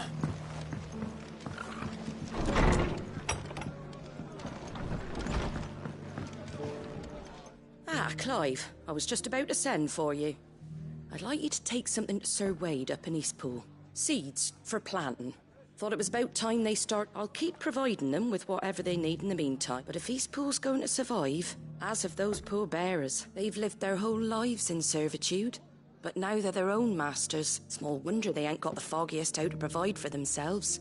So it's up to us to teach them. And if you're wondering why you, well, the Wagoneers taking supplies up that way have been coming back with more and more reports of Akashic around the village. Sir Wade's putting a brave face on it. But I think even he's starting to worry. All right. Thanks. Wouldn't ask there. That should be enough to keep him in Gazal Greens for a few years at least. Gazal Greens? Not the most mouth-watering crop, I'll admit. But they're hardy, they grow fast, and they fill a hole. Better that than something that'll wither away at first frost. And chocobos love 'em too, which is no small thing. When I say all of us need to pull together to get Eastpool back on its feet, I mean all of us. They ain't exactly succulent, but cook 'em right, and they're just about bearable. I'll take your word for it. Anyway, Sir Wade'll know what to do with them. I'll go up there and show him myself. I'm sure you will.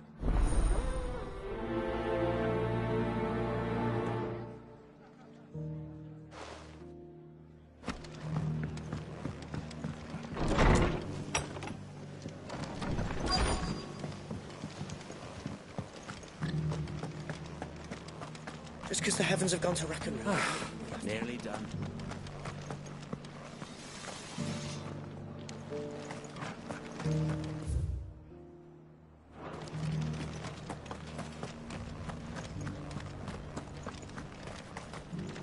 How do?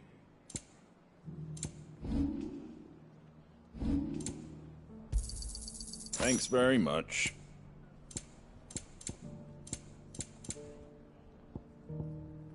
Fare thee well.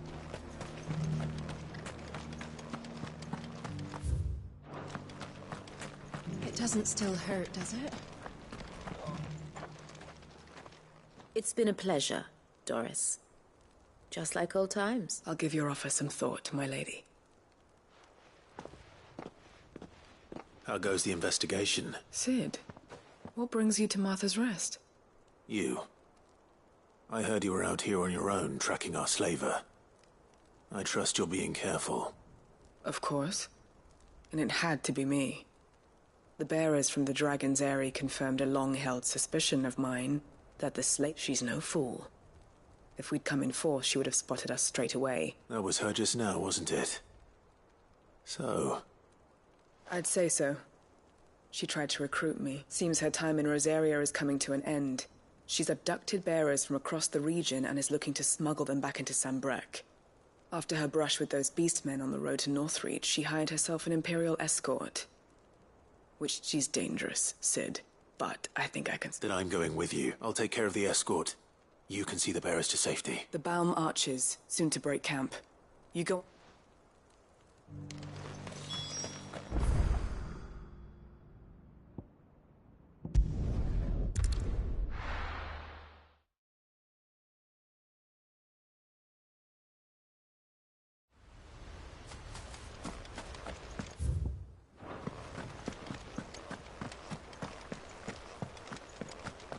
I heard the Guardian saying we're supposed to...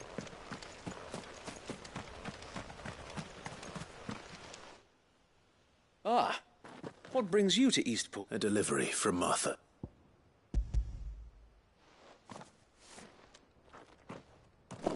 These are Gizal green seeds. Martha's keen to cut the apron strings then, is she? I jest, of course. You see, I had thought we might be able to revive the old wheat field, but they'd long since gone to seed. Martha was hoping he might be able to show the bearers how to plant so that they'll be able to fend for them. That's not a bad idea. These bearers had only recently escaped their bonds before we brought them here.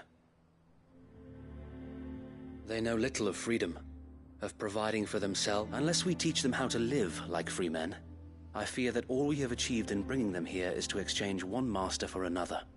Not that myself and the Guardians have been the best example to them so far. Subsisting all, it's about time we all started to provide for ourselves. Unfortunately, we've been a little too busy of late to focus on much besides bolstering our defenses. There have been alarming reports of... The Horde is close. They're coming, so wait. Oh. Damn it all. I thought we'd have more. Gather the men in the square. Send to the rest for reinforcements. Yes, sir. The Horde. A Kashek. A veritable legion of them. They've been seen prowling around the northern reaches for a while. We don't have the numbers to hold back a swarm that size. I had hoped to build a perimeter wall so that myself and the Guardians might... Now you're out of time. Precisely. If reinforcements from the rest arrive before they do... What if you could call on reinforcements? You mean the bearers? We brought them here so they might... So wait. You said you lack men to defend the village, though they may not be trained soldiers like your Guardians. What help they are able to offer could still prove the difference. You're right. I will...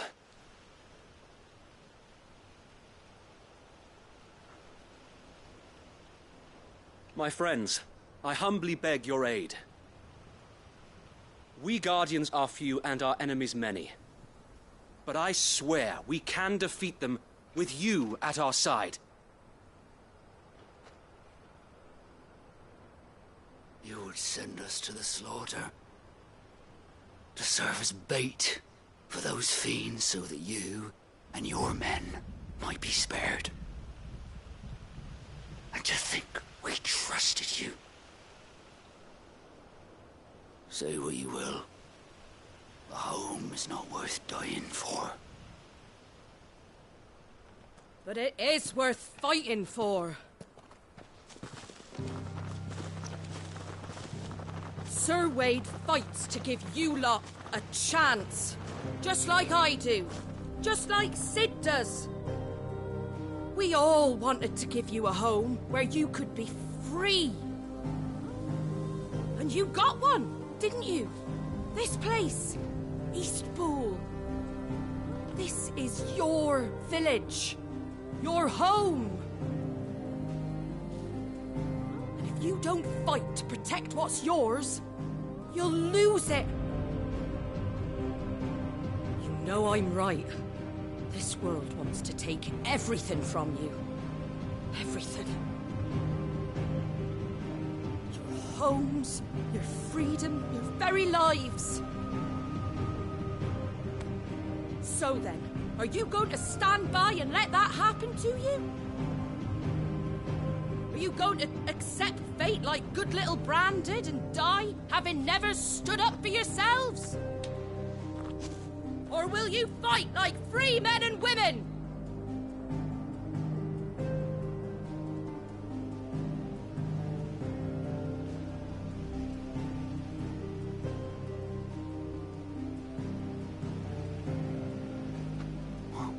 What are you doing? All right. Give me a sword.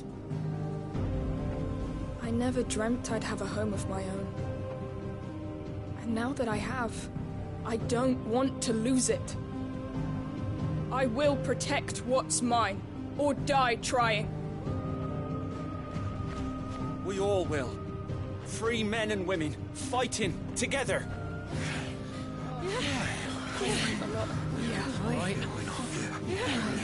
For Eastpool! For Eastpool!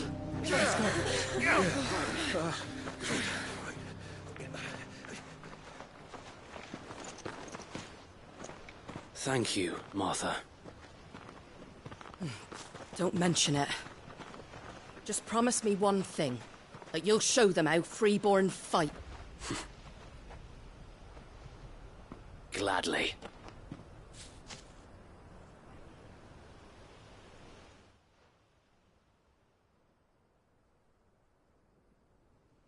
Well, if it was numbers you were lacking, you certainly won't be now. Thanks to you. Me? Oh, I just love the sound of my own voice. Lord Rossfield, my lady, we're ready. So what's the plan of action? We'll divide our forces into several small detachments, each made up of guardians, bearers, and guards from the rest.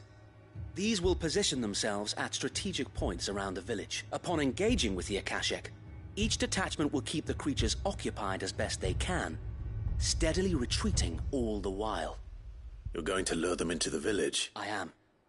We will have neither the time nor the resources to treat the wounded, so injuries must be avoided at all costs. By coordinating our withdrawal through the use of messengers drawn from among the bearers, we will aim to have the swarm converge at a point of our choosing. With luck, that point will be the village square. The perfect place for our most able warriors to surround them and fall upon them. And for you and I to finish them off. A sound plan. But one that'll require a leader with a cool head and I'd say you have both in abundance await. But you'll be needed, please. Leave the last of the fighting to me. Ha! And let you have all the glory. Sir Wade! They're here! Then you know what you must do. We work together. Everyone playing their part, each shielding the other that no man might fall. That Eastpool might live on. For Rosaria! For Rosaria! We've no time to argue, my lord. And I will do as you ask. Suppose we'd better do our bit too then, eh? Right you are, Martha.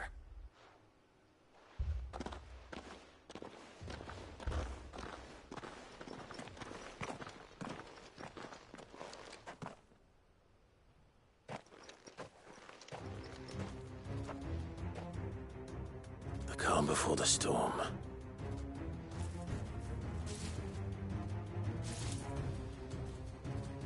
And here it comes. I will not let this village fall. You're finished!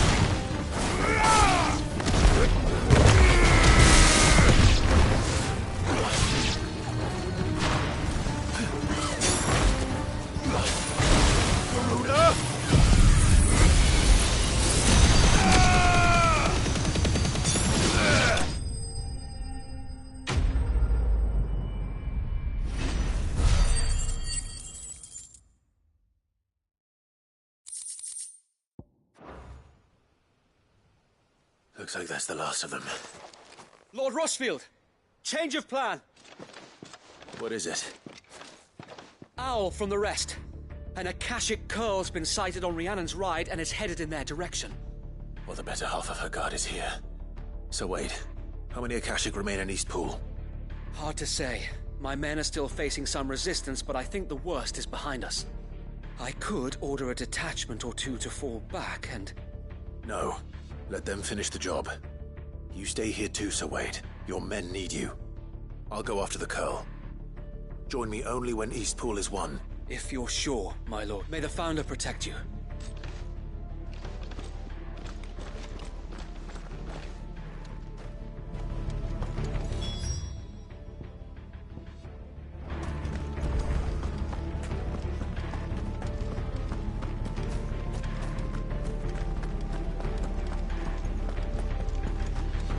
Next one's mine.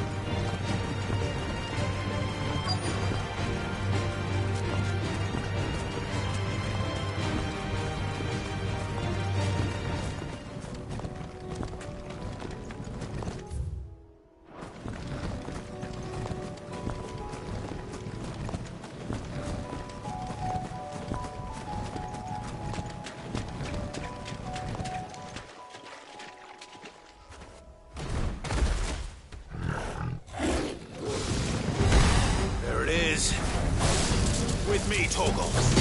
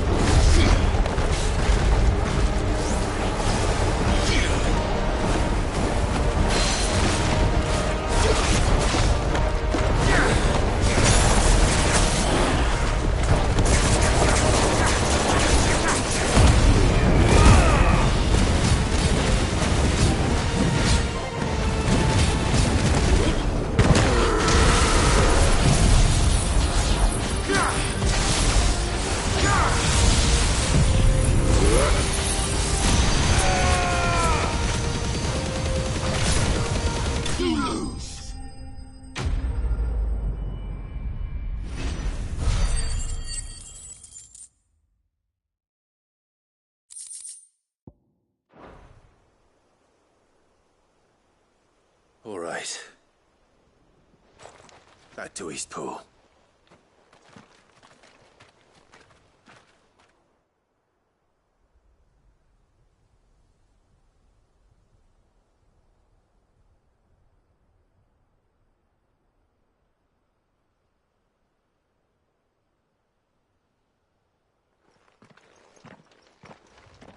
Lord Rossfield, the Curl, is it?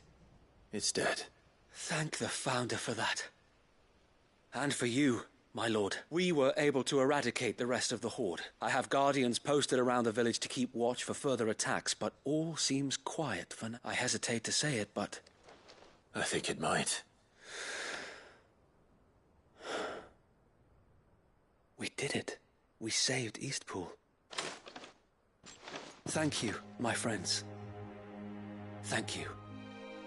No, Sir Wade. It's us who should be thanking you. You brought us together. Showed us what it means to fight for what you hold dear. We never had nothing to call our own before.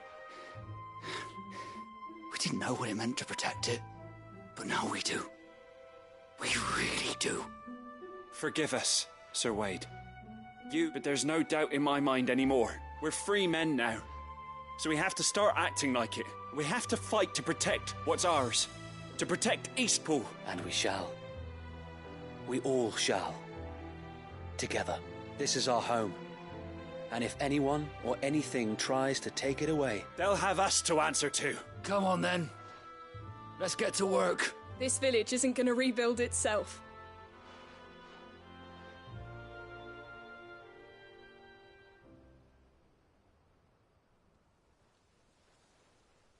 They're not slaves anymore. No. They're Rosarians. Your father took pity on the bearer's plight, and I believe if he were still with us today, this is what he would have wanted. I believe you might be right. I shall remain here, my lord, and do what I can to help rebuild the village. After all, this is my home now too. And I could hardly call myself an East Poolian if I didn't pull my weight. I think you'll find it's East Pudlian, Sir Wade. But you should be proud all the same. I'll have to pull my weight too. Can't have the rest getting outclassed. Speaking of which, I ought to be getting back. Can we continue to count on your support, Martha? Of course. And I'd be counting on yours too. Us Rosarians have got to stick together, haven't we? Indeed we have. And Clive, come by the Golden Stables when you get the chance. I ain't paid you for delivering them seeds yet. All right. I will.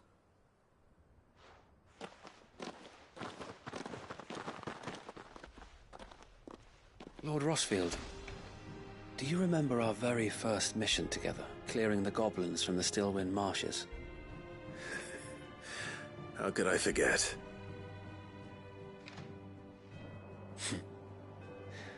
There's one sight that I shall never forget. You, facing off against that giant Morble. Not a trace of fear on your face. Since that day, there have been more than a few times when I felt like giving up. When the odds seemed so stacked in the enemy's favor, I thought I may as well just lay down my sword and surrender. But every time I would think back to the look in your eyes that day and remember what it means to be a shield. Know that whatever trials Eastpool may face, I shall never lose courage. Thanks to you. So Wade, you have always been a true shield. I know that Eastpool, and indeed all of Rosaria, will be safe in your hands. Thank you, my lord. I know the rest of the world will be safe in yours. I'll do my best.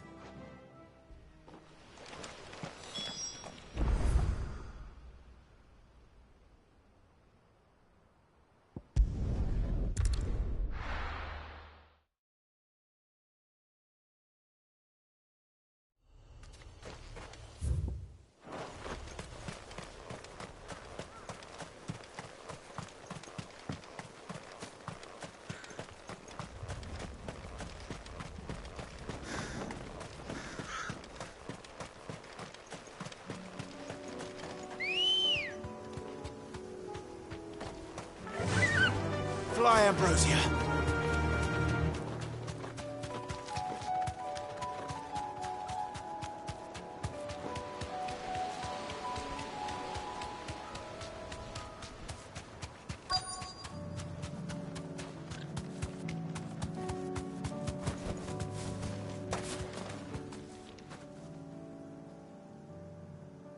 Good. They haven't broken camp yet. How did Doris come to know a slaver, I wonder?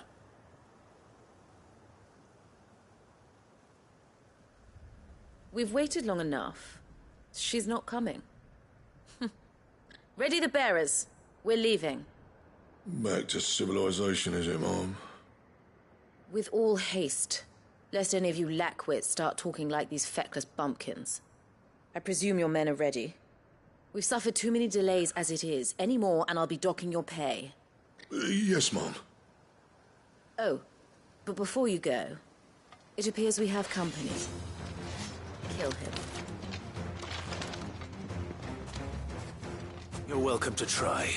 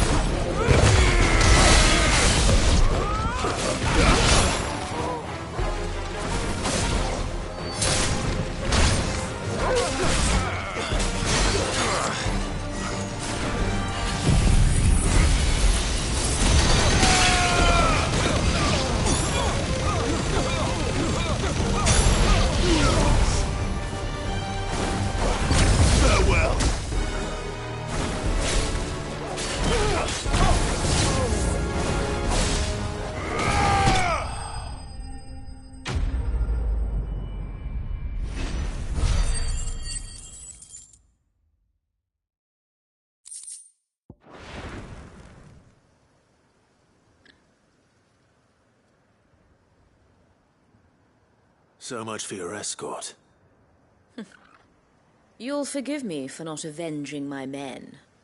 I'm not the swordswoman I used to be. I surrender. Do with me as you wish, Cid the Outlaw. Cid!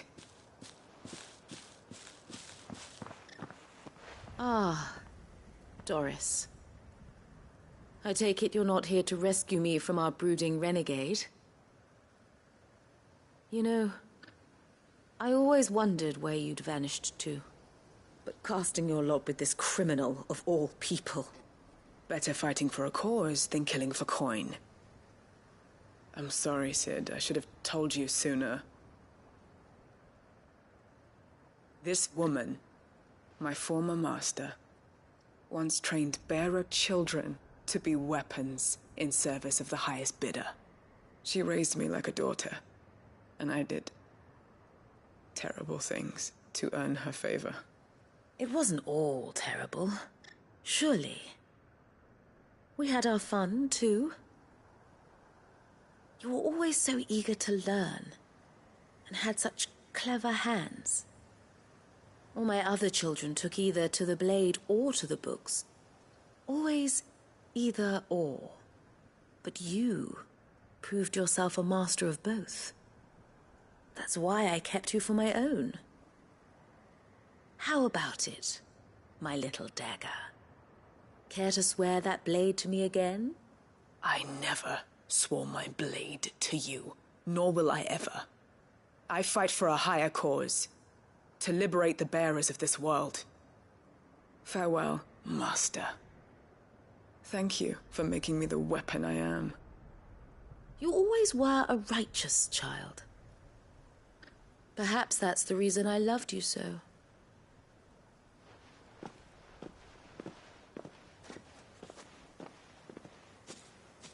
What do you want to do with her? I am not the killer she wanted me to be. Not anymore. And she no longer has friends in high places. The Dame does, though. Her connections at the Imperial Court will see that justice is done. All right. If you're certain. I am. And thank you for everything. Now, I better let these bearers know that they're safe.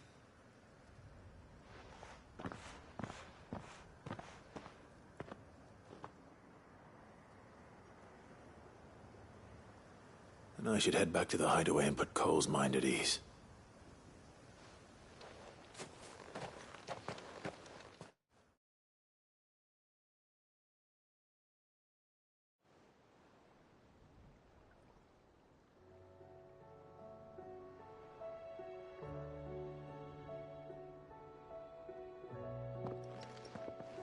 Welcome back, Cid. Doris's message just arrived. I hear you saved more bearers from being smuggled across the border. With any luck, they'll be joining us in the hideaway shortly. Oh, and your letter. You don't need to worry about Doris anymore. I'd been hoping as much. She mentioned one or two things in her report. So the slaver we'd been chasing all these months was her former master. Wish I'd known. She's been arrested, by the way, over in Sambrek. Went quietly, or so we're told. And she won't be getting off lightly. The Empire may have no love for bearers, but it's none too fond of black market traders either. Can't have been easy for Doris. I'm sure it wasn't. But don't worry. She'll be all right. I hope so. Suppose you should know, eh? You had quite the past yourself before you came here, or so I understand. Anyway, thanks again, Cid. The Cursebreakers would be lost without Doris. And you, of course. Keep up the good work, Cole.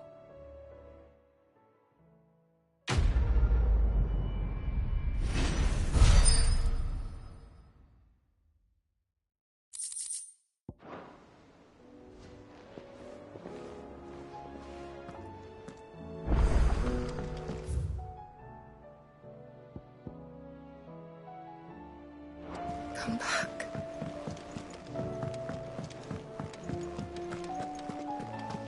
Oh, don't tell me we've run out of Papio nuts and all.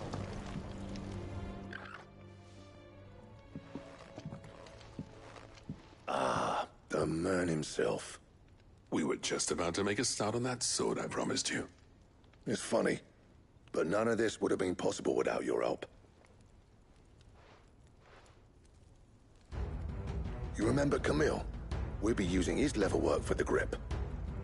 The steel, meanwhile, will be tempered in a fire, burning the cinders you charmed out of old Zoltan here. And that whetstone from the Outer Isles, that'll be what gives the blade its edge. And the final flourish will be my talented colleagues' engraving. A team effort led by the greatest blacksmith alive. Now, save that talk till the thing's finished, yeah? Right. I'm ready if you are. To the bellows it is, then.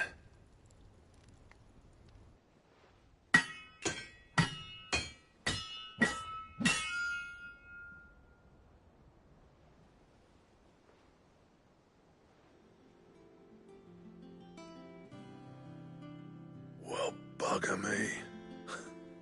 We actually did it.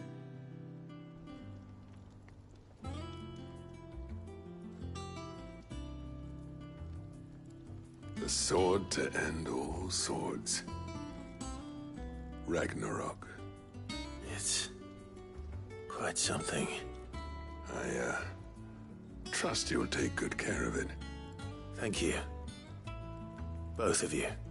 So, does this make you pair the greatest craftsmen alive, then? This? Nah. This was just following the footsteps of the greats of old. It'll take more than that to earn us our place in history. But we're up for the challenge. Here. A list of materials. Zoltan and I got talking on the long road back from Dravost. We reckon with those items there, we could craft something even better than the Ragnarok. Something worthy of a legendary outlaw like yourself. That's a weapon I'd like to see. You leave this list with me. I was hoping you'd say that. One legend at a time, eh, lads? Before you start on the next, who fancies raising a cup to friendship reforged? Good idea.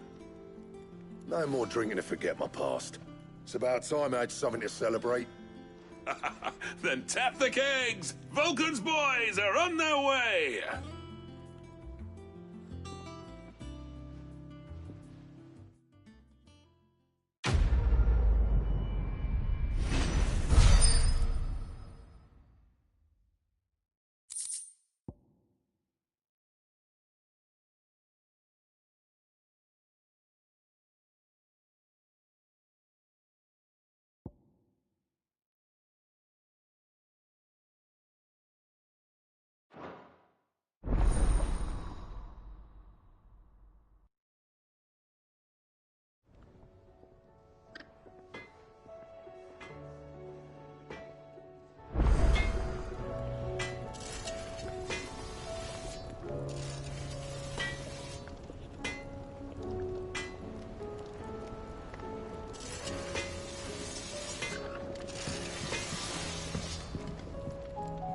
What do I owe the honor?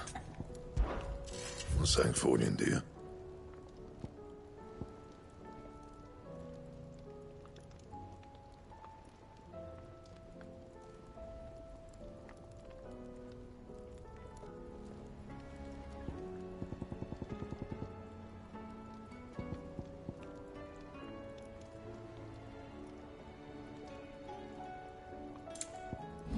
Anything else?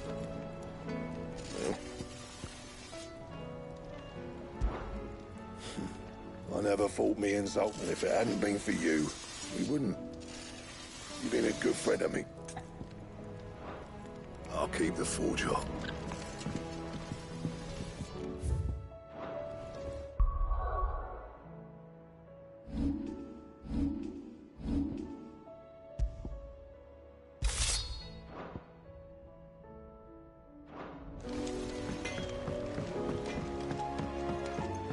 Have you tried Molly's lemon tarts?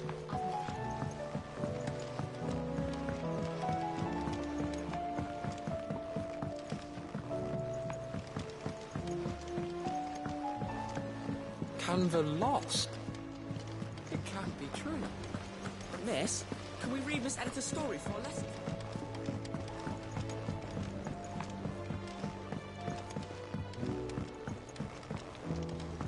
With Canva in the hands of Akashic. Ah, Sid. Wasn't expecting you back so soon. So, is it good news or bad?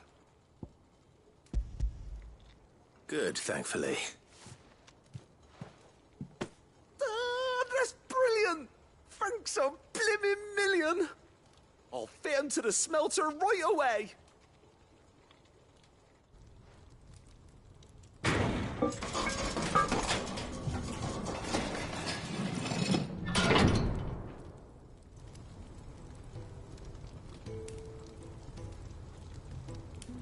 May I present to you the Telemon Furnace! Ain't bad, is she? She's a beauty. You saved my bacon again, Sid, and I ain't about to let your good deed go unrewarded. It's fine, really. My bad. Oh, don't say that. I'm sure I can make a few improvements to it yet. You could just buy me a bigger...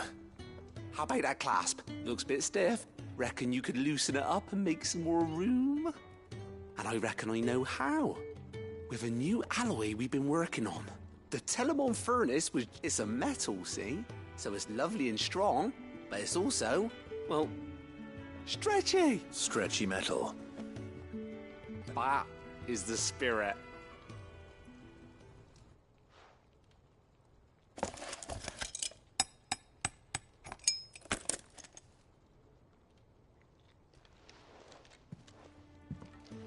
So? It's actually quite ingenious. Thank you, Owain. Shh, don't mention it. And I wanted to get some practice in using that metal anyway. Reckon we'll have all kinds... Can't think of any right now, but... That's our job. Maybe even out there, too. One day, the whole world's gonna know about the inventions you've helped us put together. That bag... They'll hardly believe their eyes, I'm sure.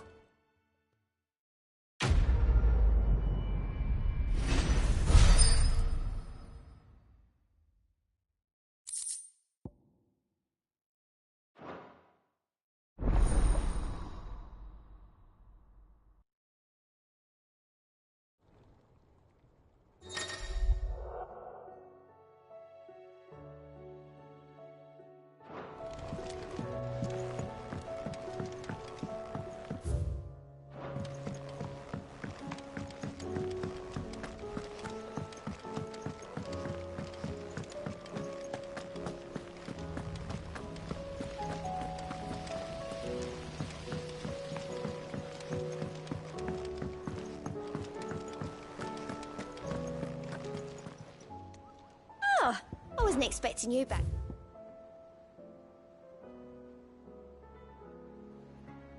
All done?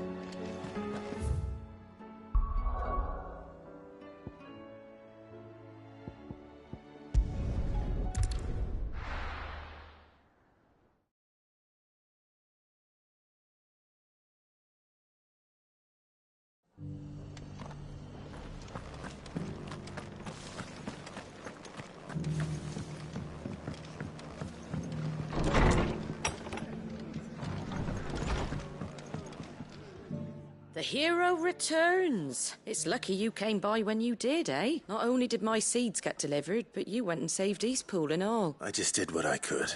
And it's only right that you get rewarded for it. Take it, before I change my mind. Thank you, Martha. So, Eastpool's finally back on its feet again, and a home to free bearers. Who'd have thought we'd see the day, eh? Well, it was your idea. I know that, but I never stopped to think what it would mean.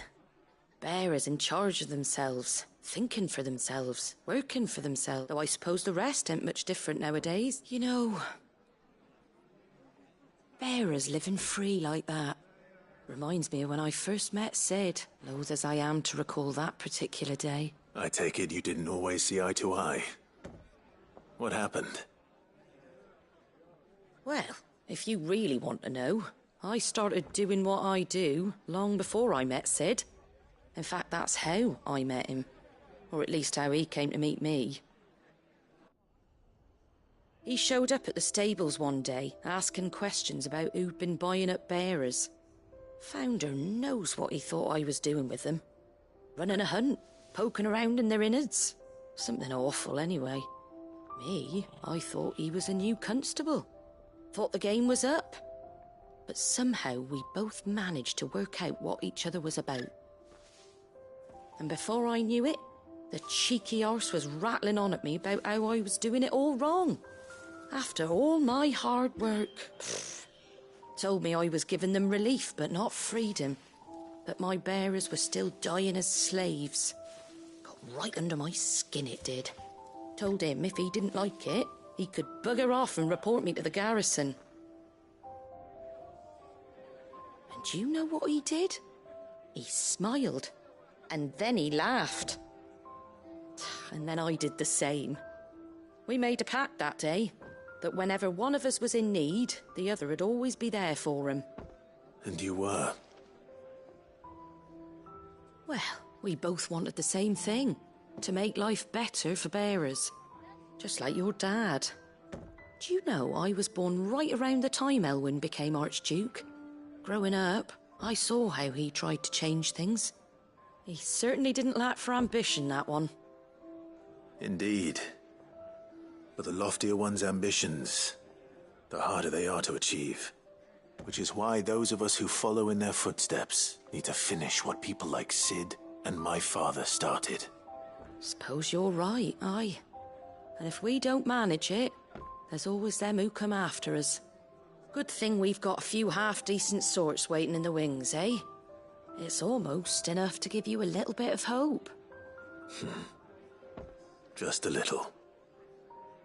Anyway, enough nattering. Better get back to work. Let's see about making everyone some dinner, shall we? The least the folks who saved Eastpool deserve is a hot meal. And you and me ain't gonna save the world on an empty stomach neither. That sounds like a wonderful idea.